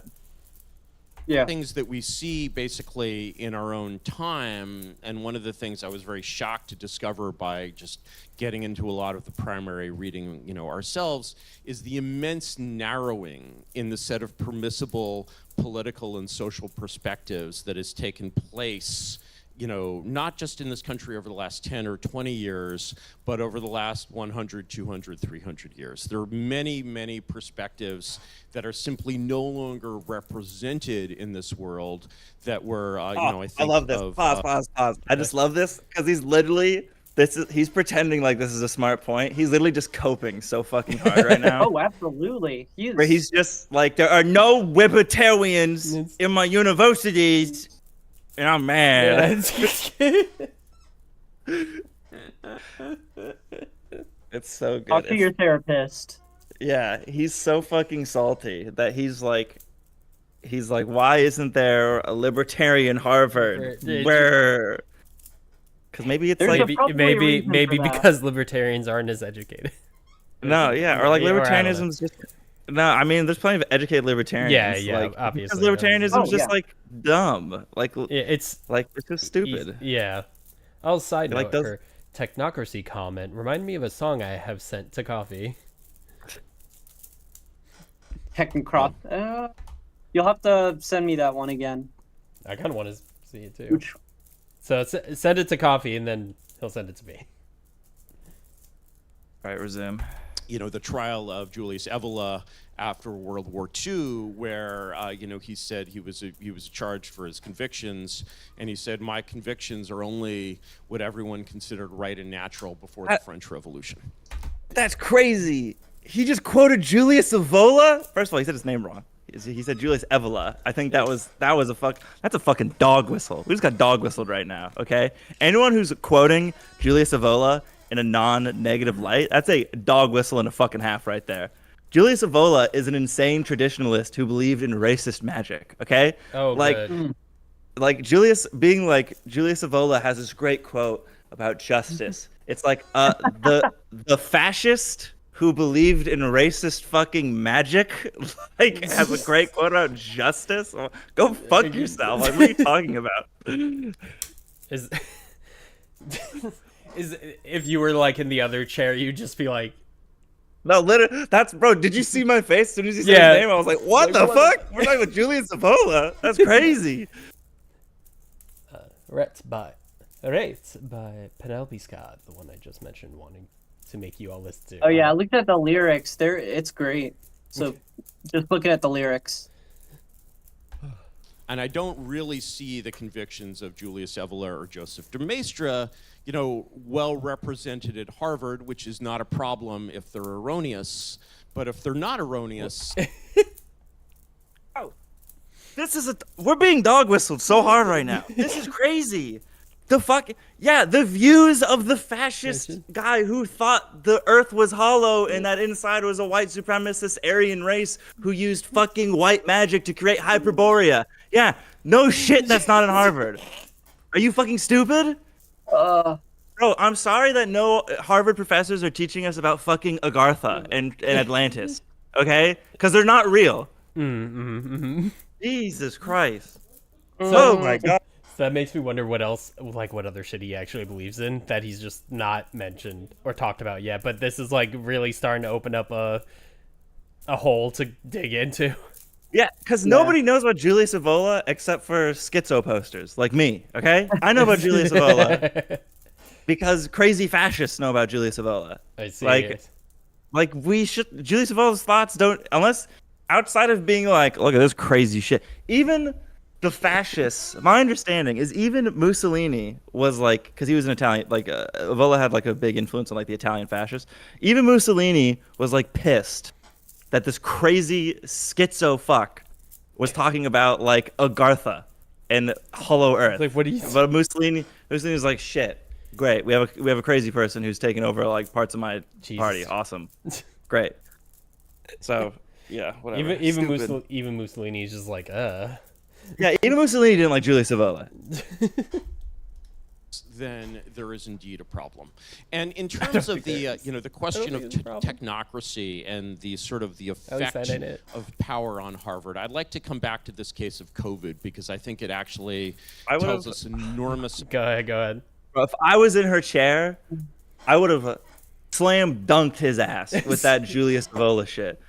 I mean, maybe she will. But no, she won't. She's probably not gonna know. Dude, nobody knows who Julius Evola is because he's like a niche fringe crazy person. I would have been like, okay, first, Julius Evola, are you crazy? What? Sorry, continue. You can go now. I'm done. No. Honestly, the most like entertaining part of all this for me is your like reactions to it, which you do make reaction content more or less. Yeah, it's just such a crazy thing to say. Amount about the way our society is governed. I would say that COVID, really is sending us the same message about the way we are governed that Chernobyl sent to the Soviet Union, except it killed a lot more people than Chernobyl. We can't really ignore the fact that virology invented COVID. We can't really ignore the fact that the best virologists, the top virologists, both created it and covered it up.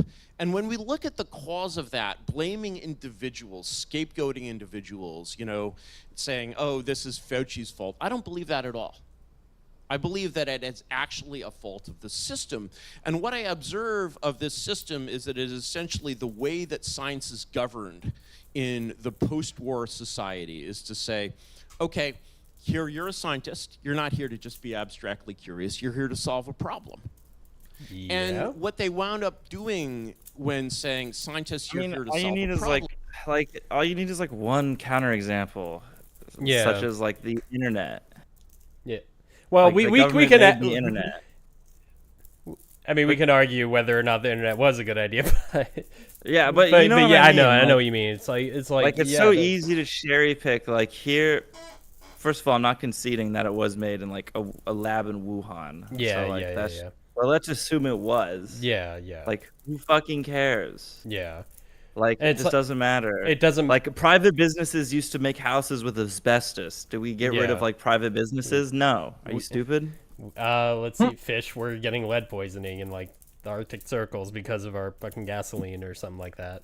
Yeah, exactly. We used to have lead. We had lead paint. Like, people used to make fucking radioactive plates because they glue in the dark and they thought that was sick, but it's radioactive. Funny enough, those are actually pretty safe. Not for the people making them. Not for the people making them. No, not for the people making them. But you actually went to a vintage shop. 2 days ago with my friends, and they actually had some uranium glass. That was cool. But anyway, go ahead. No, it is pretty sick. But you get my you can't have this like both ways. And then it just does. It like also doesn't make any sense to be like, man, all these governments, they like suck. So let's make the government like control everything. It like doesn't make sense. Mm. Like it doesn't. The math is not adding up. I don't understand what the point is. I need to read his book. Clearly. Oh, you assume he has a point. Yeah. Like I always assume people are intelligent. That's like the safe bet. You should always assume someone is smart. But maybe he's just like a fucking dumbass. A pseudo-intellectual. Yeah, I mean he is that, but some intellectuals can still have like a good thought process. Mm. Problem is that they created a culture of grantsmanship where a virologist, is out there to say, wow, there's a very serious problem and I deserve public funds for solving this problem. And that went from SARS-1 being a serious problem to saying, oh, well, more coronaviruses could mutate to become dangerous, viruses, to saying, well, let's mutate these viruses ourselves to kind of help them along. Source? Yeah, I need a source on that. I mean, again, Yeah. what he's doing is he's playing into that concept that I brought up in the beginning, where he's like, government institutions are decivilizational because they like pursue their own power and like fulfill, like get bigger, and this would be like part of the decivilizational. This would be like an example, basically, is what he would say of that process. Do you think he believes in like the governments of the world trying to depopulate the world at this point or something? No. He would be like, it's an impersonal process of like the government is constantly trying to like get more power. Like every institution of government is trying to like get more money and get more power, which leads to like more taxation and like more regulation and like right. So it's just like that's basically what he would saying. And then he'd motion to be like, the government's only got bigger. But then it's just like completely is irrelevant because it's like society's gotten so much better. So like, who cares? Fucking whatever. To show what could happen accidentally in nature. And so they sort of, transgressed from basically being there to cure viruses to being there to create viruses. And then they realized early in 2020, and if you look at their Slack messages, you'll see this, they realized very clearly that it was very likely that this had come out of Wuhan. Yes, it was a Chinese experiment, but it was actually a Western, sort of research project. And then they made this very, very culpable decision to really behave in an essentially criminal way and cover that up. And so when you look at the incentives of experts, I want to sort of go back and say, again, you have these three forms of governance. You have authority, governance by command, by domination, as Professor Allen would say. You have governance by prestige, and you have governance by popularity. And the initial progressives who established this system, in 1900, the idea of professors setting public policy was unheard of. It's impressive to me that she just keeps a straight face through all this. She just keeps staring out. Well, I don't even. What is he? But also, yeah. What does he say? I don't know what he means. Well, he's like, professors setting public policy. Like, when did that happen? I don't know. Like, they just comment on it. I don't even. Yeah. Give me one example of a professor setting public policy, outside of just like talking to students and changing their mind, which is just democracy. So who fucking cares? So Curtis Yarvin comes across as the person. He's your like source, and then he just thinks you're the idiot. Yeah, exactly. Yeah. He's like, well, I had this one anecdote, bro. Don't you? Or he's like really anti Noam Chomsky. I bet he'd tell me like, well, what about Noam Chomsky, bro? Noam Chomsky influenced the electorate a lot, and you'd be like, yeah, because he wrote a book and gave public speeches. It wasn't because he was a fucking professor. Like, that was just incidental to what he was up to. Mm-hmm. That's so dumb. Oh my god. Yeah. And people looked at the result of actual democracy, where elected politicians set policy, and they were like, this is corrupt, this is incompetent. Everything people say about Donald Trump, they said about William McKinley. They may be a little more right about Trump than they were about McKinley. I wouldn't say that. But yeah, they looked at American aristocrats of the period, looked at the Gilded Age. They looked at what was called the Great Barbecue. They looked at the idea, okay, this is real democracy. If you put elected politicians in charge of the government, that's the literal word democracy. And they were like, this is terrible. And who can save us from this? And so, the answer of a king wasn't available to them at that time. And so they're like, all right, what if we put the professors in charge? What if we put the experts in charge? What if we put the old aristocrats in charge? What if we put the smartest people in charge? And this seemed absolutely infallible to them. And they did not realize how much that exercise of power would in fact corrupt these people, to the point where it basically led essentially well-meaning non-evil virologists to invent a pandemic that killed 20 million people and then cover it up. Again, source? Yeah, one source. Well, I don't even know how you source that. He's talking about the Gilded Age. He's talking about the fucking robber barons of the Gilded Age, where like Theodore Roosevelt came in and passed This is actually great. This links back to my video essay on imperialism, the highest stage of capitalism. So thank God, bro. It's all coming together. Like talking about the robber barons of the Gilded Age and how like Teddy Roosevelt eventually passed like anti-monopoly laws. And I don't know where the No kidding. where's the connection to like you guys climbed up the chair. I don't know where the connection is to like now professors run run our democracy. Yeah, I don't. Like unless he's trying to be like, we turn to the experts of economics and we're like, how do we stop monopolies? And their answer was, break them up because you have the stick to hit the monopolies with. And then, like, I don't know, like, you know what I mean? It just doesn't again, like you said, source. I would like more information. Like maybe he does have like an actual cogent argument, and I'm just like stupid, which is highly possible. But also like I'm also very like, it seems like you should rely on the experts. Like it's very strange argument to be like, don't rely on the experts. Yeah, like, that's just another red flag. Is he an expert in saying that? No. I mean, he thinks he is, obviously. That is exactly why. Yeah. And I think that lesson exists across the board in all of these areas of public policy. I view the Ukraine war as a tragedy very, very similar to the tragedy of COVID. It's basically unaccountable public policy on, with nothing to stop it. And hey, I don't cringe. As a certified American foreign power lover, that's a cringe statement. Fuck you.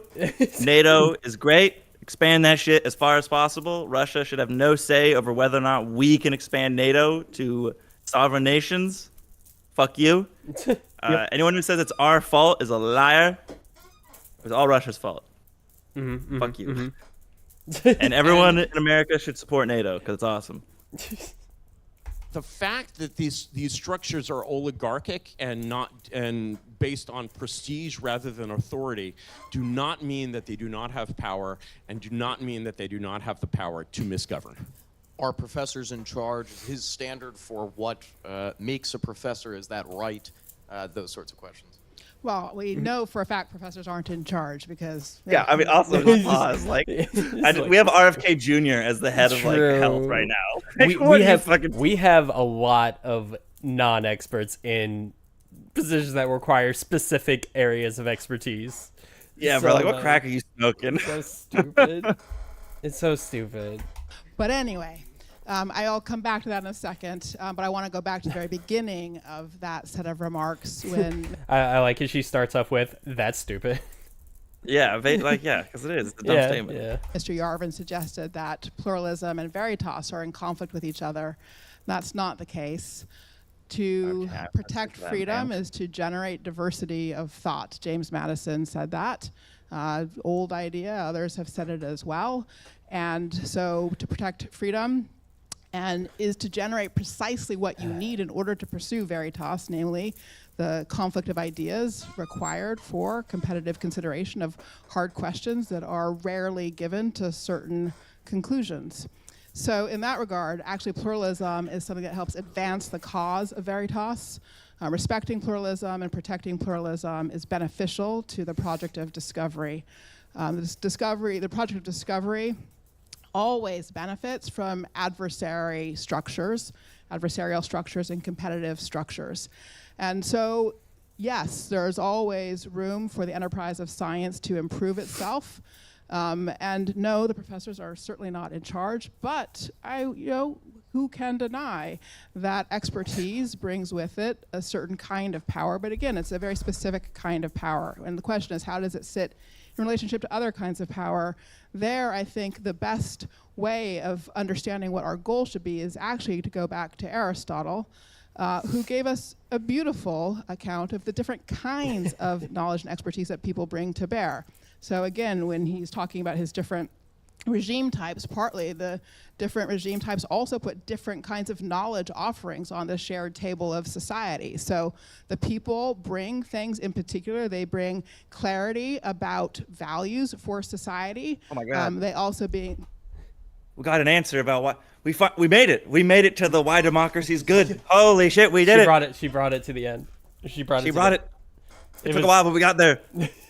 Was it part of her plan? I have no idea. No, I don't think so, but we made it. But yeah, we're there. Bring clarity. Or maybe she realized, like, maybe I didn't actually answer why it was good. Yeah. She's like, let me bring this home real quick. Yeah. About their desire to play a role, and for what reasons they have for flourishing. The oligarchy category in the ancient sense brings clarity about honor and privileges and rights and things like that. And then in Aristotle's account, the monarchs are those who do bring that trained expertise. Society can generate these things differently in a variety of different ways, but the point is we need all of it. We do actually need the clarity about values that come from the perspective of ordinary people. We also need trained expertise. We also need to ensure that the pathway to participating in that world of trained expertise is broadly open. And that is a competitive pathway, and that the work that comes out of it is developed in competitive and adversarial structures of engagement. So at any rate, that was a mouthful, I realize, but no, in general, professors are not in charge, but expertise and ordinary knowledge, the knowledge of common people, can work well together when we build the right structures for pulling them together. Let me hone in. It seems like that was a great answer. I really like that answer. Yeah, that was. To be fair, I also just basically agreed like with 100% with everything she just said. So I was like, "Fuck yeah, bro." Yes. I like this lady.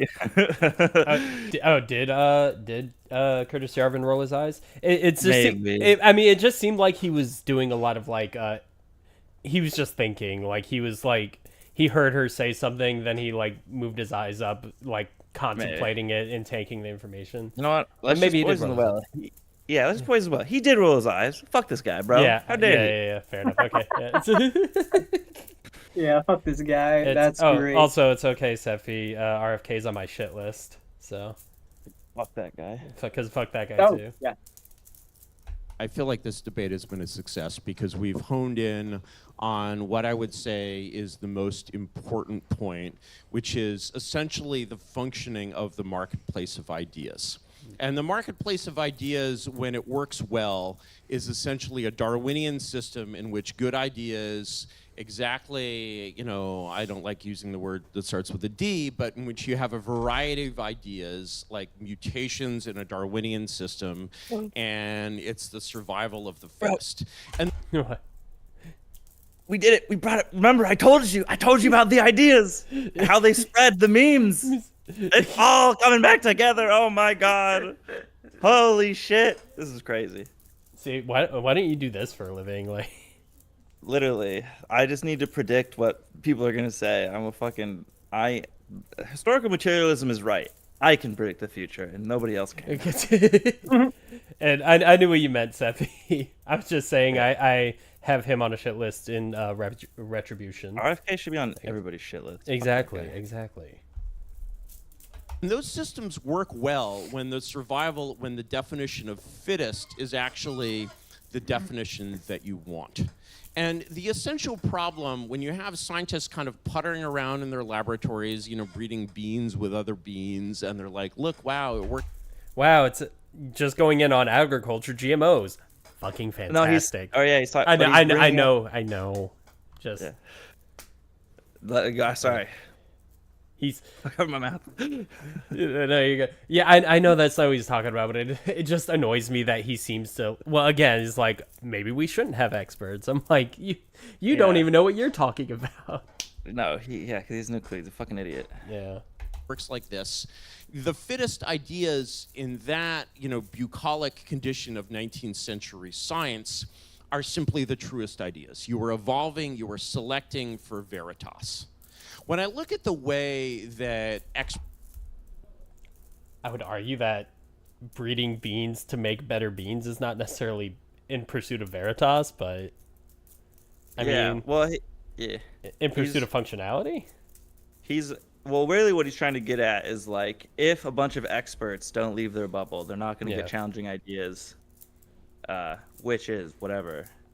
But even in the hypothetical of beans, I don't need to know what a political scientist thinks about me breeding beans. Yeah. Who cares? Yeah. Like, this is why we have experts in different fields. Yeah. To work off each other. It's very strange. It's almost like a Marxist rejection of like specialization in the economy. Like it's a very strange thing for like a capitalist to be poo-pooing, is like functionally being like, you guys are specializing too hard, and this is fucking up the world. Like that's a very it's very like odd. Like you normally don't complain about specialization if you're a capitalist, because specialization is like one of the best parts of capitalism. So it's a very like odd critique to levy at the system. Expertise has worked in the 20th century ever since public policy started being dictated by ideas at Harvard. What I see is actually very different from that. And again, I'm going to use virology as an example. Within virology, the Robert Califfs of virology did exist before COVID. And there were actually people who very bravely stood up and said, no, you should not be doing gain of function research. There is actually nothing to be gained from gain of function research. We found. What is gain of function research? I have no idea. You know what? No, I have to look. He's like, there's nothing functional about gain of function research. Are you kidding me? Gain of function research is a type of scientific investigation that involves enhancing the properties of a pathogen or virus, such as its infectivity, virulence, and transmissibility. The goal of gain of function research is to gain a better understanding of how pathogens work and to develop strategies to prevent or treat infections. Sounds pretty good to me. Yeah, like that's that. I get the risks, but sure, yeah, like anything. Yeah.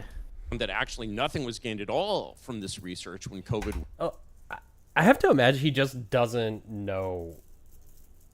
Like, I think the shit we've gained from it. Like, I don't either, but I'm just gonna assume since it's been funded for such a long time, there's probably good shit coming out of it. Yeah, I don't know. Or he's just a bad actor. One of the two. Yeah. Basically can't figure out how to beat it if we don't know how it works. Yeah, we're looking for prevention, not cure. Yeah, exactly. Yeah. Was created, they're like, we're going to predict these emergences of viruses. Okay, you predicted it, it happened. Now what? Did you learn anything? No. Well, we did actually learn quite a bit. We put in place a lot of efforts to curb the spread, which he didn't like. Yeah. So just because he didn't like it, and you don't even need to make this argument. Yeah. You don't even need to make this argument. All you need to do is be like, let's say I grant you everything you just said, that the gain of function research is in fact bad, and we don't learn a lot, and like the risks just don't outweigh the reward of like learning about diseases.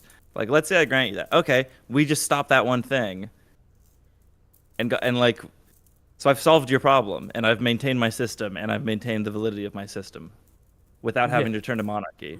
Like, that's not economic structure or government structure specific. Has nothing to do with anything. Yeah. Just like one malfunction in the government is not evidence of the entire system being faulty. Yeah. You didn't. If you brought that logic to anywhere else, then you would have to say pretty much everything is faulty. True. Yeah, exactly. Yeah. And actually, what you find is that what you're evolving for in the system of grant-funded science is science that gets more grants.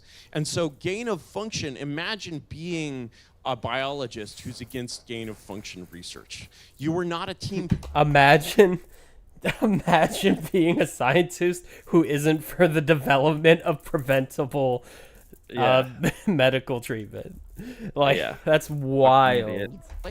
You were trying to deny grants to all of your friends. You were saying, don't work on this. And they're basically saying, look, but I have this beautiful research that I'm doing, and it's explained by this idea that sort of the 1918 flu should be a problem. So let's go and reinvent the 1918 flu. Actually, I forget the name, but something very disturbing happened in the supposedly anti-academic Trump administration, which is, I think, the deputy head of NIAID, the Infectious Diseases Institute, is actually the gain-of-function guy who recreated the 1918 flu.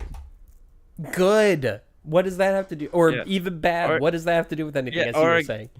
Yeah, exactly. Like, Curtis Jarvis has now lost the plot in the debate. He's just being like... Oh, absolutely. He's going around and I don't even know what he's doing. It's just, he's cutting out. He's doing absolutely nothing. He's just being He's like... yapping. He's just being like, the government did bad stuff sometimes, and like, that's it. Therefore, in which he doesn't have, and he doesn't even probably have the receipts for that, for at least his specific claims. Like, obviously, governments mess up, but... Yeah, or like the specific claim of gain-of-function research is bad. Like, I don't think he's proven that. Yeah, no, he hasn't. I think he's like, viruses and pathogens, bad, therefore research on it, bad. Or like developing new ones, bad. But he doesn't... Like this type of research. It's like he doesn't take the... Oh, you know what? It kind of reminds me a little of like prima facie. You know what that is? Like prior assumption, like what? Or is this like some kind of prima facie? It's used in a anti-abortion argument of a concept called flow. But basically, I'm gonna pull up for it's based on the first impression accepted as correct until proven otherwise. It's like basically judge a book by its cover, right? It's like okay, upon first impressions, like, well, that seems bad, but it's like, oh, now that we've actually looked into it, this is probably good. So so to me, it feels like prima facie, and prima facie is just kind of dumb. Like, I don't know why it exists as a concept, because all it does is say is like, people end up saying it, and it sounds like, oh, maybe cognitive dissonance is fine. That's what it kind of sounds like to me. That's not what it's literally implying, but it feels like that to me. No, I would definitely say this is like a prima facie. Yeah, prima facie. He's just being like making more disease bad, which like is not true. It's like there's nuance to this. Yeah. Yeah. I mean, there are certain, there are certain prima facies you do have to accept, but yes, on this one, we'll agree. Cringe. Yeah, sure, yeah. Which hasn't gotten out and hurt us yet, but very well might. And so, when I look at this, I'm like, wow, if the professors aren't in charge, even electing Donald Trump doesn't seem to have stopped the gain of function, basically, world. What I see is the gain of function research, like so many other research programs, has a built-in bureaucratic advantage because it generates funding. And there are so many basically directions in research and public policy where it is not the direction of veritas, that wins. It is the direction of, if you'll excuse my Latin, monetas. And that money is not, it's not. I don't know what that is. Gotta look it up. Monetas. Monetary. He's just trying to sound smart. Yeah. Oh, 100%. Excuse my Latin. Excuse my Latin. Sucketh my dicketh. This guy definitely was the kid that was in the corner of the class. He kept to himself. Y'all are just bullying him right now. What the fuck? And he's lied, so you think it's hard. Yeah. Continue. I'm looking it up. Not corporate, bribery or he's just whatever. An edgelord. It's just the fact that everyone in science, and this is, by the way, the reason that I personally dropped out of science, is that I realized that to be a good scientist today, to be an effective PI in the system, you have to be an empire builder. And I'm just not an empire builder. Okay. So there is something to say in terms of scientific research. It's like pretty much so many scientists are more or less forced to do research on things that aren't necessarily their passion projects, but like for the pursuit of civilization, which is pretty capitalism, important, right? baby. Which is pretty important, I would say. And it sucks that there can't be more like scientific passion projects because we have to put funding. Not we have to put funding in. Or spend funding in certain ways, but like, they only get so much funding. So we have to use that funding as wisely as we can to grow as a society, basically. Yeah. This capitalist is complaining about like proper distribution of funds. Like, Yeah. fuck, shut up. It's just not me, right? And so what we have is this generation of very effective bureaucrats, the Faucis, the Ralph Barracks, the Peter Daszaks, the people who really honestly right now should be in jail for what they did. And instead, they have suffered little or no harm. EcoHealth Alliance, which basically ran, the research program under Peter Daszak, was disbarred, or they can't get grants anymore. Peter Daszak is like, fine, we'll shut it down. We'll start a new organization, different name, should be fine. Like, actually, these people seem profoundly unaccountable. And if you look at the processes that gave them power, and really the power to create COVID, they seem very, very corrupt. And I see essentially many, many things. Who benefits from expansion of NATO to the east? Well, I don't know who benefits, but I know NATO. A lot of people have died. Oh, Base. How's that working out for you, Ukraine? When I look at the social... I mean, maybe Russia shouldn't have done horrible shit in the first place. I know, like, the problem is, like, who do you lay blame at? Like, Yeah. you can't lay blame at the sovereign nation, like, engaging in its sovereignty. Like, Yeah. Are you stupid? Yeah, it's dumb. Like, what the fuck? Are you dumb? policies. This guy is, in fact, just a fucking, like, Redditor, 4chaner. Yeah, bro, Anonymous it's literally like, guy. it's literally... It's crazy. I'm so glad I get to do this. This is literally like the Hassan argument, where you're basically just like, like, oh, well, Russia said you shouldn't, Russia said you can't, NATO can't expand. And it's like, So- why should we care? This is the real reveal that Squid's also a Hassan hater. That's right, bro. I'm Yeah, tying I it all together. I mean, much. with my limited knowledge of both Curtis Yarvin and Hassan, obviously I know Hassan more. I still probably prefer Hassan, realistically. No, he's a tanky. I hate them both. Oh, the tanky is Yeah, bad. no, honestly. Yeah. Yep. 7:30. I'm gonna hop off now. Yeah, fair enough. But I know you all exist. I'm gonna be a menace. I'll be back. All right, later, Seffi. All right, thank you All for right, coming thanks by. for dropping by, Steph. You're the best. Appreciate it. Yeah, I forgot you did mention he was a tanky. Yeah, he's a tanky, bro. He's a Marxist-Leninist. He wants to kill me. So Yeah. fuck that guy. At least Curtis Jarvis doesn't want to kill me. Okay. Like, he's got that going for him. We don't know. I'm like decently positive, you know. And of the 1960s, which were supported by almost all academics. And I look at basically, Professor Allen was talking about the legacy of devastation that these policies have left over the last 50 years. They were all approved by the best social scientists of the time.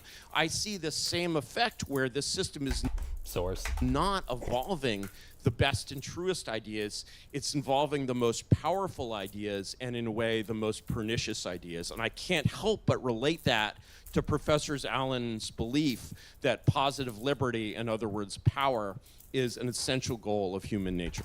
Is he conflating liberty and power? Yeah, like the power to. Well, it's They're like like not free- a little conflation. freedom. It's like, yeah. Well, basically it would be like you need to be able to exercise political power in order to have power. Like those are the same Okay. thing. Like political power and power are the same. Okay. Yeah. Yeah. So I was like, it's like fine that he's conflating the two, but yeah, you would. Whatever, he's stupid. Fuck this guy. There you go. Sure, your response, Professor Allen, whether or not what he said is factually or historically correct, if there's something structurally wrong which is producing what he claims to be the case about professors and academic elites of that sort. So I there's a lot there, so I'm not. I think the moderator's in on it now. Yeah. It's like, well, 'cause please put him in his place. Yeah, because it just doesn't make sense. Yeah. Yeah. It doesn't make That sense. was funny. Not going to respond to the whole picture there. I think that's not what our resolution is about. But I will say a few things. I mean, for starters, science is a hard enterprise, and science is also a bureaucratic enterprise. Both of those things are true simultaneously. Scientists do work according to a set of norms for inquiry that are of a very high standard, is short of it. And they hold each other to a very high standard. And they do put each other under intense competitive pressures. Is it possible that bureaucratic pressures are also affecting how science unfolds? Yes. Should science take a look at itself and consider how it's doing its work? Yes. I think all those things are the case. But sciences generally have established very high standards for their work and maintain a commitment to testing and evaluating what they're doing. But I think the important question here, more broadly, just to bring us back to our original resolution, is whether or not this university in particular is in a place where it can do work that is for the good of our society. And the answer to that question is yes. And the reason for that answer is because we are very clear about core values. Those are values of Veritas. They are also values of pluralism. Again, those things are mutually supportive of each other. And it is possible both to stand up for and defend values of academic freedom and intellectual freedom, and also to put yourself on a path of reform and renewal. We can defend by renovating, and that is, I believe, the path that we're on. All right, perhaps we can get into closing statements. I think they've allotted Excellent. 5 to 10, perhaps it was 8 minutes. Mr. Yarvin, if you'd like to start your closing remarks. So maybe I can, in my closing remarks, I could do something a little unusual and kind of argue Professor Allen. Oh, trust me, everything you do is pretty unusual. Yeah, you're a pretty odd duck. Yeah, that's a little weirdo. Inside, for the moment, because I think we've seen sort of maybe a little too little of. I've been making the case, and I would like to think somewhat successfully, against oligarchy. Not as an abstract system, because of course we've seen, all of the three forms can work in their own way in different societies, in different structures. Another name for, the positive name for oligarchy is aristocracy. I think Harvard has always, tried to represent, the rule of the best. And, even you see it recovering from the witch craze of the 1690s. You see it. What? I hope after 330 years that maybe things at Harvard have changed. Yeah. At least a little fucking bit. Yeah, I would yeah. He's so stupid. They don't burn witches anymore, Recovering from the wokeness. Now we go to MIT. Yeah. Craze of the 2020s, and I think it is capable of recovering, and I want to see it recover. And one of the lessons, one of the things that I say to basically people who are on my side, not that I'm a partisan, I'm just an intellectual. One of the things, arguably, that I say. Source. Yeah, not really. On my side, when I encounter these elite institutions, is I'm like, you sort of go through 3 stages of looking at these institutions. First, you see them very distantly, and you see them according to the kind of mythology of the institution. And the mythology of the institution is that there's this incredible cornucopia, this incredible banquet of intellectual delights. Every form of truth is laid out, et cetera, and you get closer to these things, and you start to smell them, and you're like, well, especially in certain areas, I'm really looking at a vast dung heap. And that's the attitude that I think many Trump supporters have. They have a very they're just like, there's nothing here, this needs to be scattered to the wind. I would say look closer at that dung heap, and you'll find always in every one of these elite institutions that I have come into contact with, there are real kernels of corn amidst the dung. Okay, and these are the seeds of basically the next generation that are, lead to renewal. There are people that really believe in these values. The values are eternal. Veritas is eternal, and so on and so forth.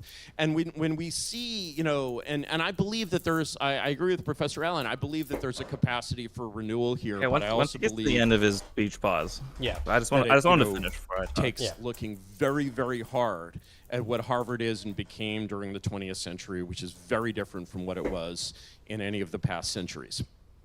And when we, unfortunately, when we sort of put it up against, you know, I've sort of discussed, you know, ad nauseum the virtues of an ideal monarchy, and what we have in the Trump administration is very far from being a monarchy. What?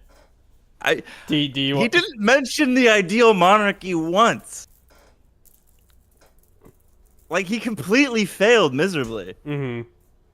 Like, So- in the just let him finish. I gotta maintain. Trump, as he says, is really a rebel and not an emperor, and he's disrupting a system rather than creating a new system. But also, you know, when we look at that, we see many of the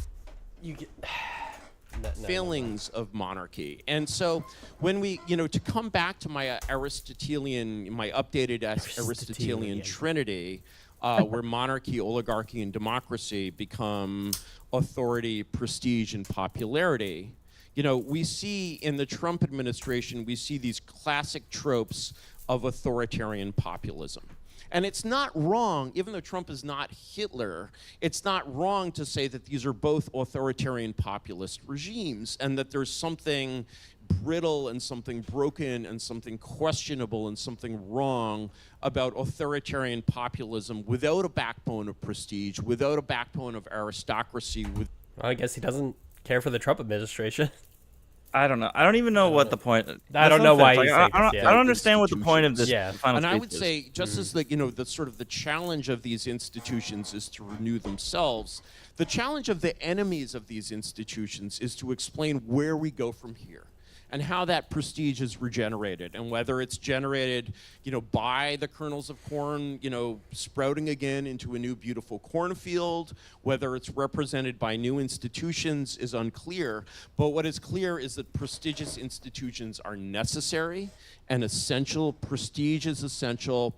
You know, democracy in my strict meaning of the word democracy, populism is not enough, authority is not enough. You know, veritas is necessary, institutions are necessary, you know, institutions that filter truth from error through our Darwinian process, you know, which is the, again...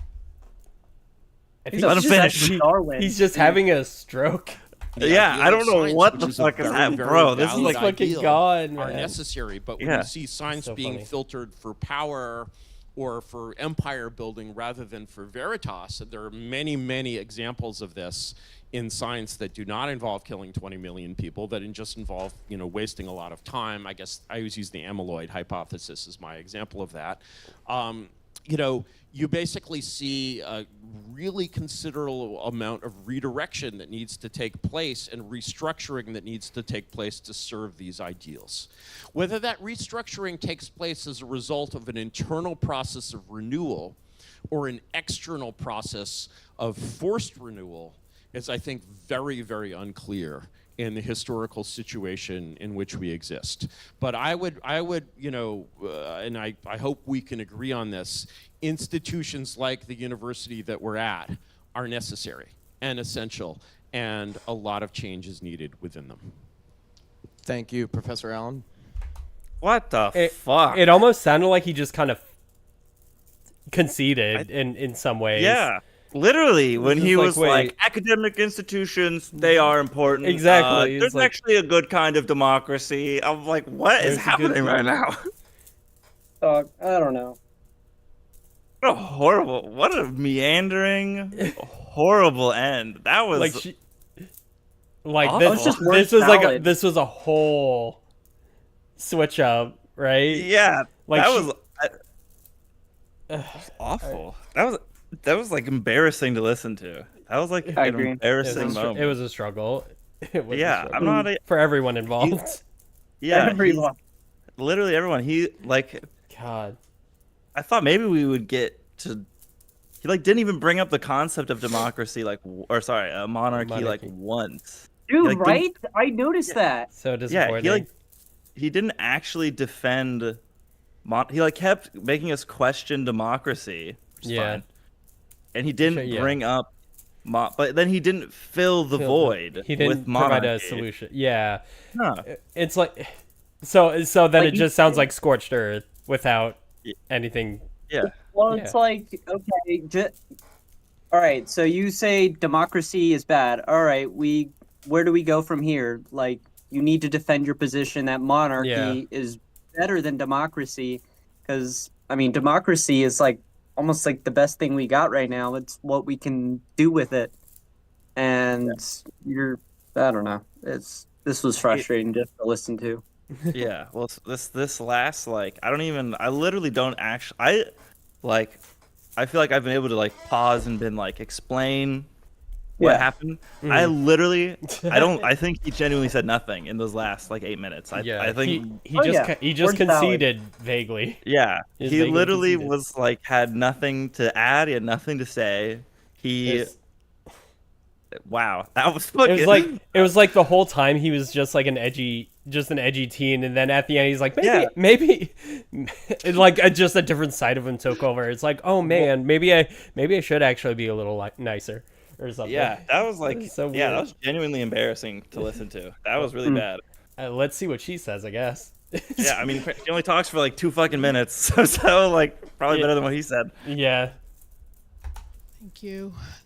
We can agree that universities like this are essential and have a distinguished history, and also have available to them a distinguished future, that they do also have within them already the energies and dynamism of renewal. The question really, I think, is about the broader context. What are those institutions contributing to? Are they contributing to the ongoing life of a free society for free and equal self-governing citizens, or for an alternative? One of the arguments in Mr. Yarvin's book is that Hitler and Stalin gave absolute monarchs a bad name. And in his argument, they gave absolute monarchs a bad name because, in his argument, they were driven to excess, the excesses of the Holocaust and the gulags, because of existential threats from the Anglo-American alliance. Now, this is not good history of the unfolding of the totalitarian impacts of Nazi Germany and Stalinist Russia. So I say that to make the point that as we consider the future of institutions of civil society, we have to be equally clear-eyed and honest about what we can and should desire in our political institutions. Absolute monarchy is not a path to the protection of freedom. In that regard, we need the same thing both in our political institutions and in our civil society institutions. We need renovation in our universities, we need renovation in our democracy. But in both cases, we should absolutely preserve the anchors for human freedom. Well, that was thank you very coherent. Oh my god. Yeah. Oh my bro. Yeah, that was so straightforward. It was and I could follow it. Oh my god.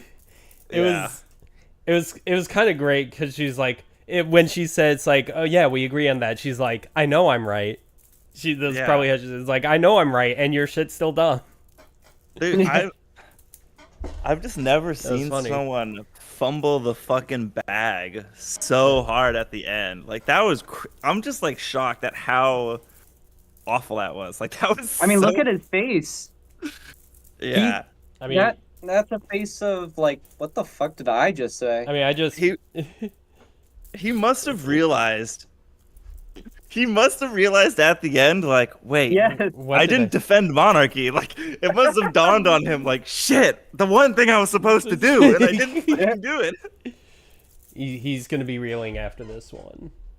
Oh, my God. This was only 3 days ago. Yeah, no. Well, this is, this is the YouTube channel that publishes all the neo-reactionary stuff. So a lot of Curtis Yarvin. Curtis Yarvin, Nick Land, they post pro-monarchy like literature. They also post any like royalty-free racist stuff. They'll post. What? So this is me being a schizophrenic. Okay. But basically, there's like they have some fiction authors on there. They have H.P. Lovecraft, and they have one other guy. And H.P. Lovecraft, renowned racist. The other guy, the world's favorite racist. Yeah, accused of like having racist stereotypes. So I found that quite amusing. They also have the Hardy Boys, which I don't think is racist, but Yeah, I'm yeah. just gonna keep pretending they only post racist stuff. Gonna keep poisoning the well here. All right, let's see. Might as well close Both it out. Professor Allen and Yeah, Mr. man. Yarvin. I believe right after this, we'll have food and drinks just across the hall, if I have that right. We have it until 10 p.m. I'm gonna need a thank you all very cigarette much after for this coming one. out, and Bro. see you all soon. I want to read the comments. Yeah, I want to see what like the Curtis Yarvin people. Oh, This dude, is, they like, love Curtis Yarvin in the comment section. Yeah, I assume sure. because this is the Neo Reactionary YouTube Yeah. channel. Like it was fucking. Yeah. She raised a pure, unearned confidence in someone whose ideas have never survived outside a seminar room. I don't believe in pluralism. I believe in Veritas. Goes hard. Gonna ask the receptionist to put this on all the overhead TVs at the gym. Jeez, bro, that like I don't know how you could finish this debate and not have the major takeaway be like that was fucking embarrassing for Yarvin. It's unusually unusually concise. concise. Maybe in the beginning, In like the in the first beginning, he was half, okay.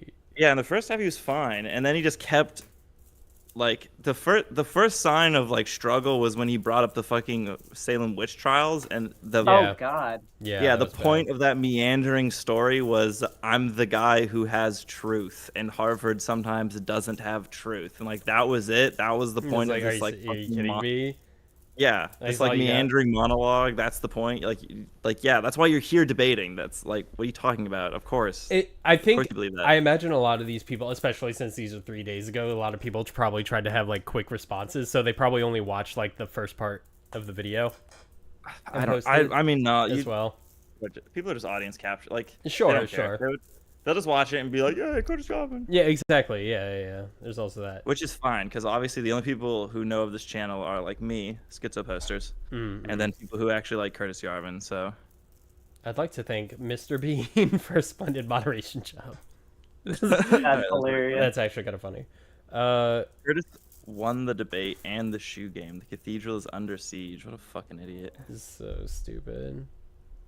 No, the second half of this debate, he like absolutely, completely fell apart.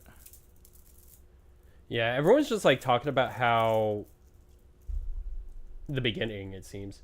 But let's see. Now that I've finished the debate, you realize that the hard professor had literally zero response to COVID because she didn't need to respond to it. Yeah, because it didn't matter. She It was sounded like an irrelevant. HR press release after that, rather than anyone seriously debating. She sounded like an HR press release right off the bat.